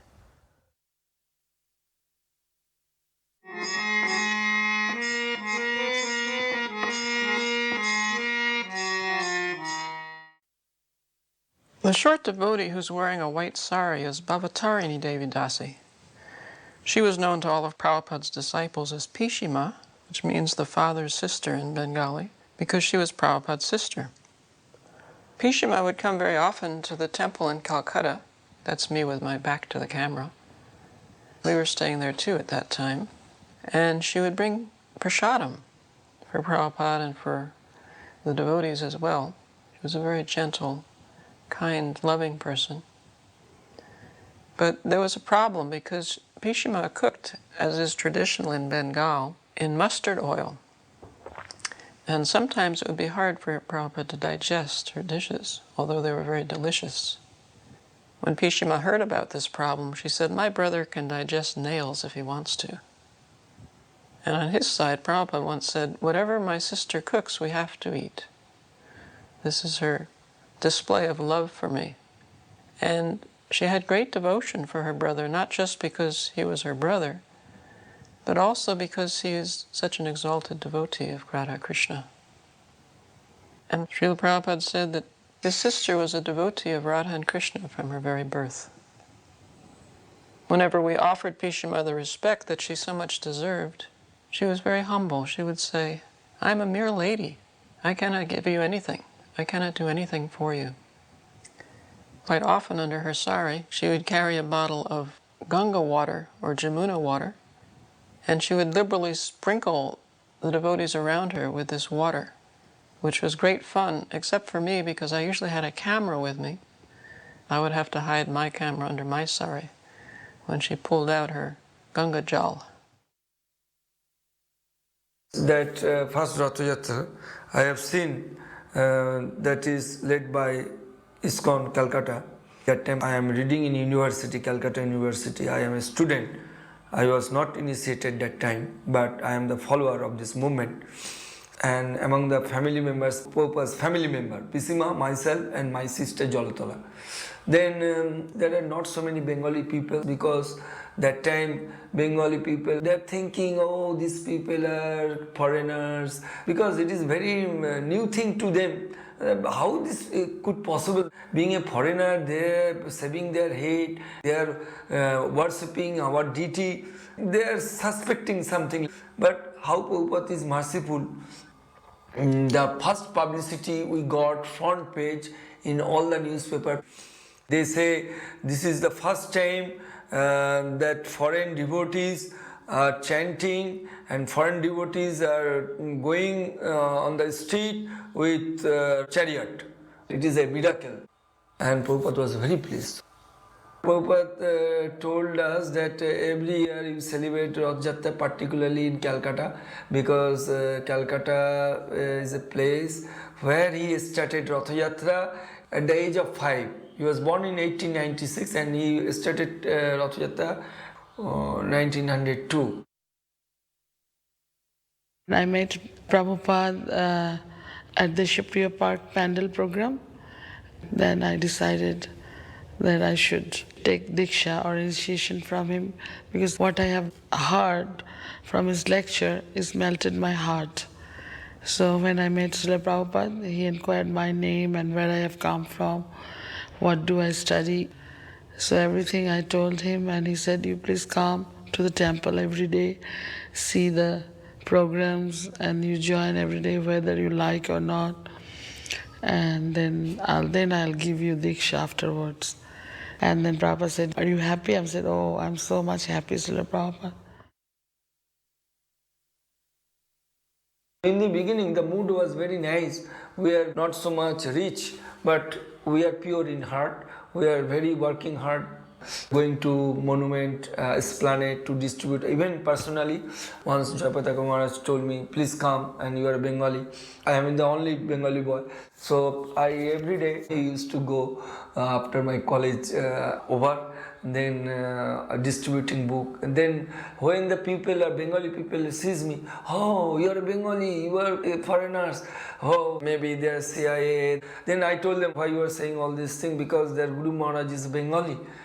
Oh, that Guru Maharaj is Bengali, is it possible? Yeah, you can come and see. And he was born in Calcutta. He went to abroad to preach this Krishna consciousness movement. Why not you are coming to our Calcutta temple?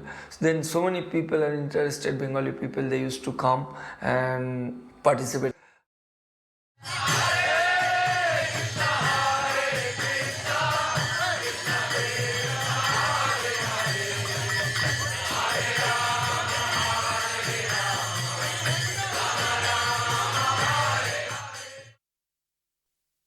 I was a new devotee then, and I was very doubting, skeptical. The devotees were so enthusiastic. Prabhupada's coming. This Mundakini was always screaming, shouting, Prabhupada's coming, Prabhupada's coming. And I was thinking, who is this Prabhupada, you know? So then I was thinking, when Prabhupada came, I'll really scrutinize him and I'll test, see whether he's what I thought was, you know, genuine.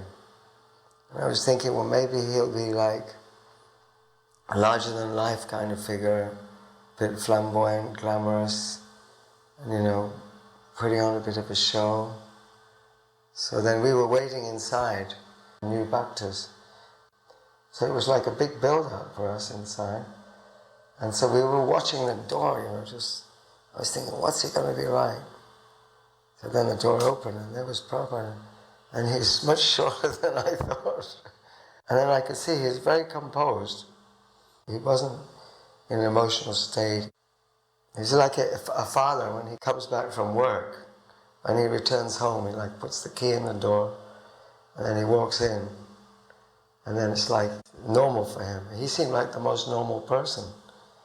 And I was surprised by that. I thought that if he was putting on some act, he wouldn't have acted like that. He seemed very genuine. I was pleased by that.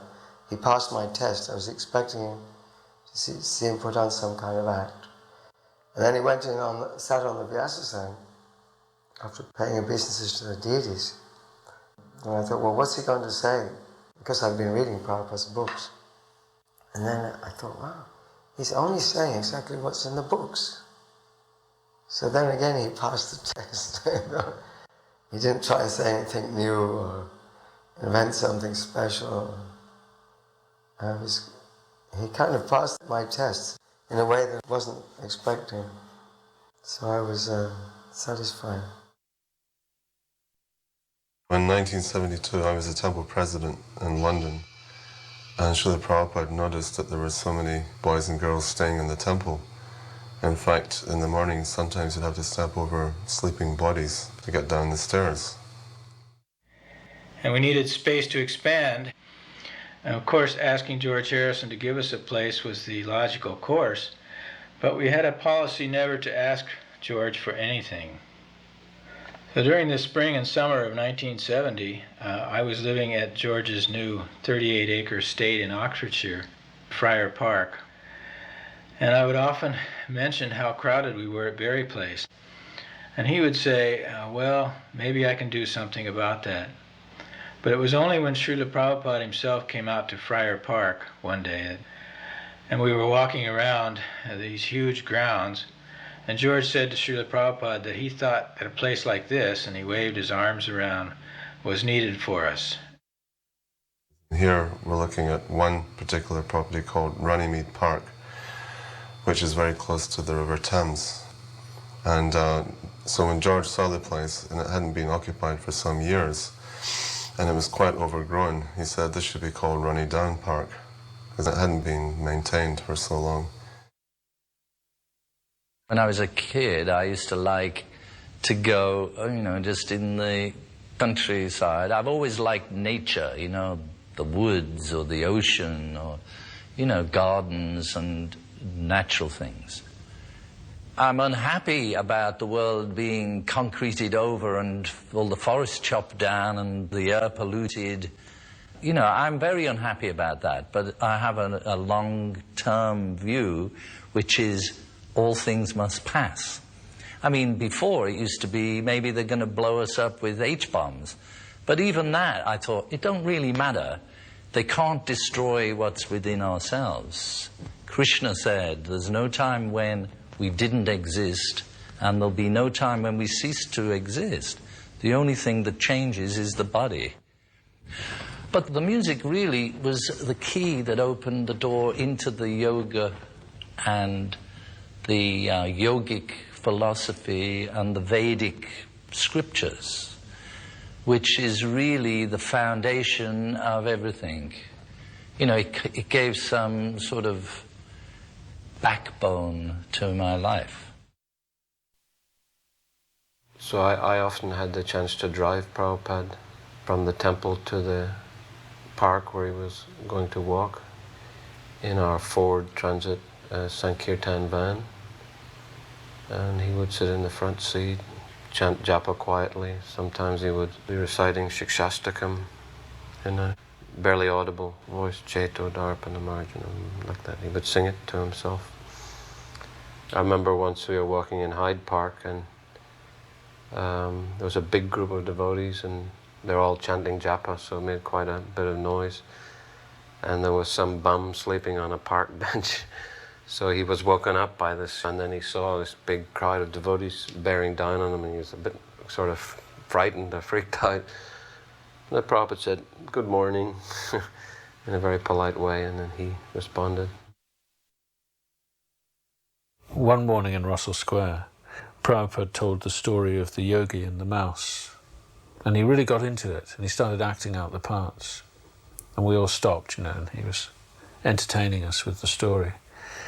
And finally, when he got to the sort of the punchline, when the mouse has been transformed into a cat and then a dog, and finally the mouse is a tiger, and turns towards the yogi, and Prabhupada acted the part of the tiger, and his eyes became very big. He said, "Oh, now I will eat you."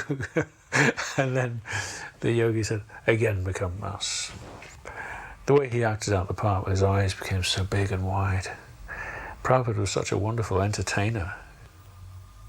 And one morning there was a couple of big swans. They were on the bank, and when the group came around, they retreated into the water. And Prabhupada said, see, they feel safe when they take shelter of the water. Similarly, a devotee, takes shelter of Krishna and feels safe. Another morning, Prabhupada's servant had broken off some twigs for him to use as a toothbrush. And this was in Regent's Park. And his servant returned to the group, pursued by a park attendant who was very upset that he'd broken the twigs off. And somehow the incident was diffused, but Prabhupada was disgusted. He said, either directly to the attendant or to us, he said, you came to India for 200 years, you exploited and stole so many things from our country, and you wouldn't even let us take a twig from your park.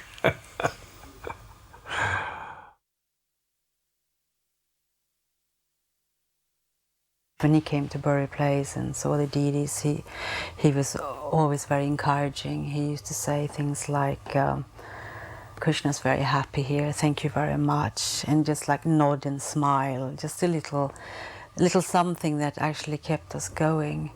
And one time when he came, he was saying that when the deities are beautifully decorated, your heart becomes beautifully decorated.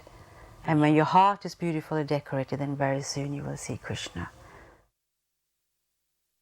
They're making a new Vyasasan, so I've been requested to upholster that Vyasasan. So most devotees went off to the airport to meet Prabhupada, welcome Prabhupada, but we were still trying to finish this thing up before he arrived, so we managed to finish, get it in the temple room, and it was green with gold trim around it. So Prabhupada came and immediately everyone was offering his obeisances, and I was completely overwhelmed. I'd never seen such a personality. Immediately I had extreme emotions of crying and stuff, and I was quite overwhelmed. Then we went in, Prabhupada took darshan, he sat down on the Vyasasan and started giving a lecture. And then just as he finished the lecture, he mentioned something about the Vyasasan, oh, this is very nice. And then he went upstairs. And as soon as he got there, it seemed like, just arrived. And then immediately somebody said, oh, Prabhupada saying something about the Vyasasan, you should go up there. So I went up, and Prabhupada said, I want 2 more Vyasasans. He said, yes, they should be small size, because every day Lord Brahma and Narada Muni come here for the evening artik. And there should be a Vyasasan for each of them. It should look identical to my one, small size. So I think we finished them in that same day, and next morning they were placed there. So Prabhupada was very appreciative the next day. He said, yes, they should always be here next to Radha Landaneshwar.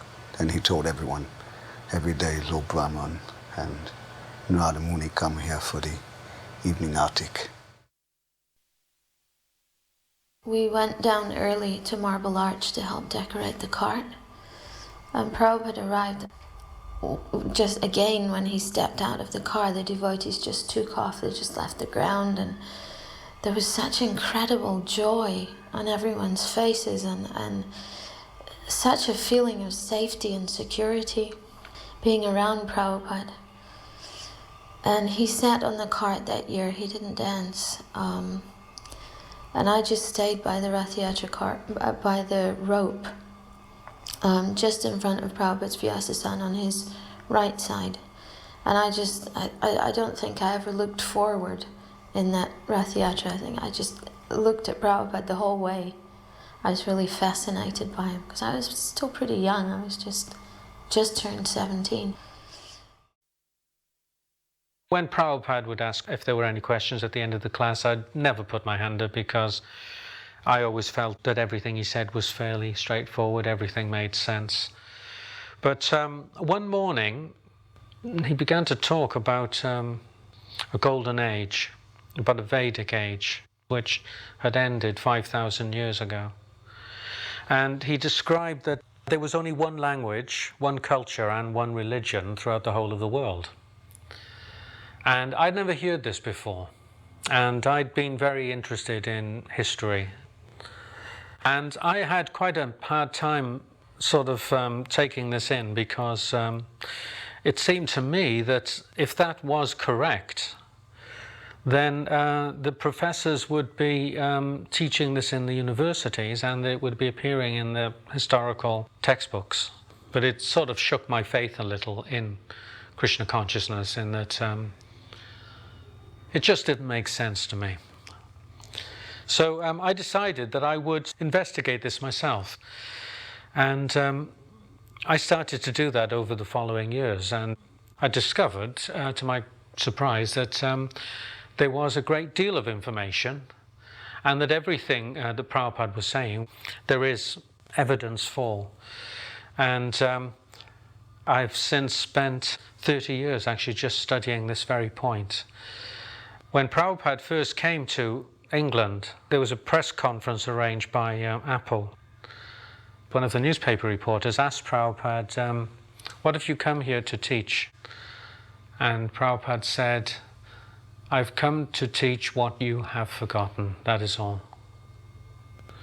And actually what Prabhupada has brought back to England, we can definitely say is exactly the same as existed here previously. All the Vedic gods were worshipped here. The language is from Sanskrit. The priests of Britain totally correspond to the Brahmins of India. They perform fire yajnas.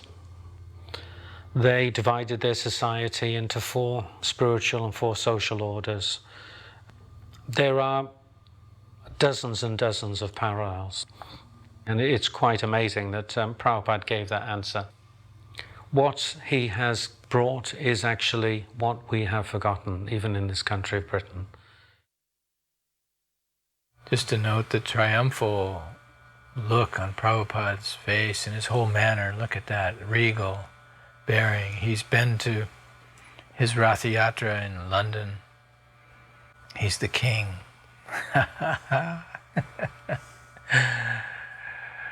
Oh, we did everything in our power to make the situation around him so that he would appear as a king. If you look at the faces of the devotees, they all look tense and sort of pensive and sad and anxious because, Prabhupada's leaving and he's been staying in London for 5 or 6 weeks, and now suddenly he's going. And it's a very sad moment, actually. I mean, a lot of people will be bursting into tears once he's gone, I think. Some of them might already be tearful.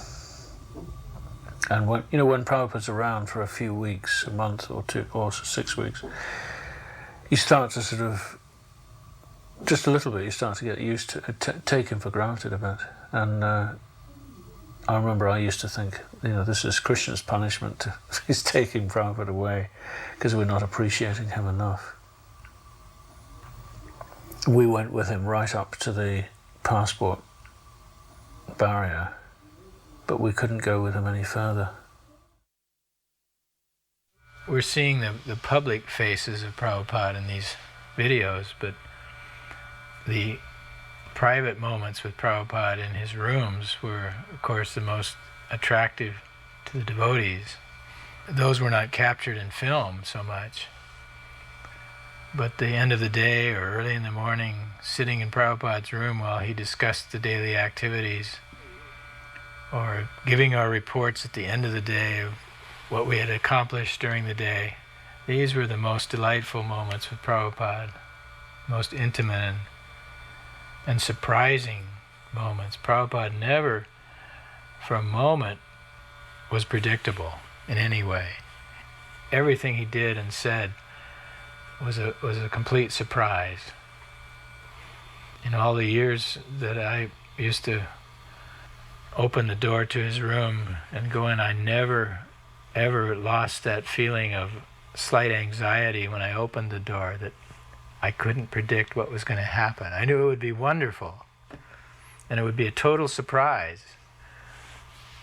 But you could never tell what the spiritual master was going to do or say. Goodbye, Prabhupada.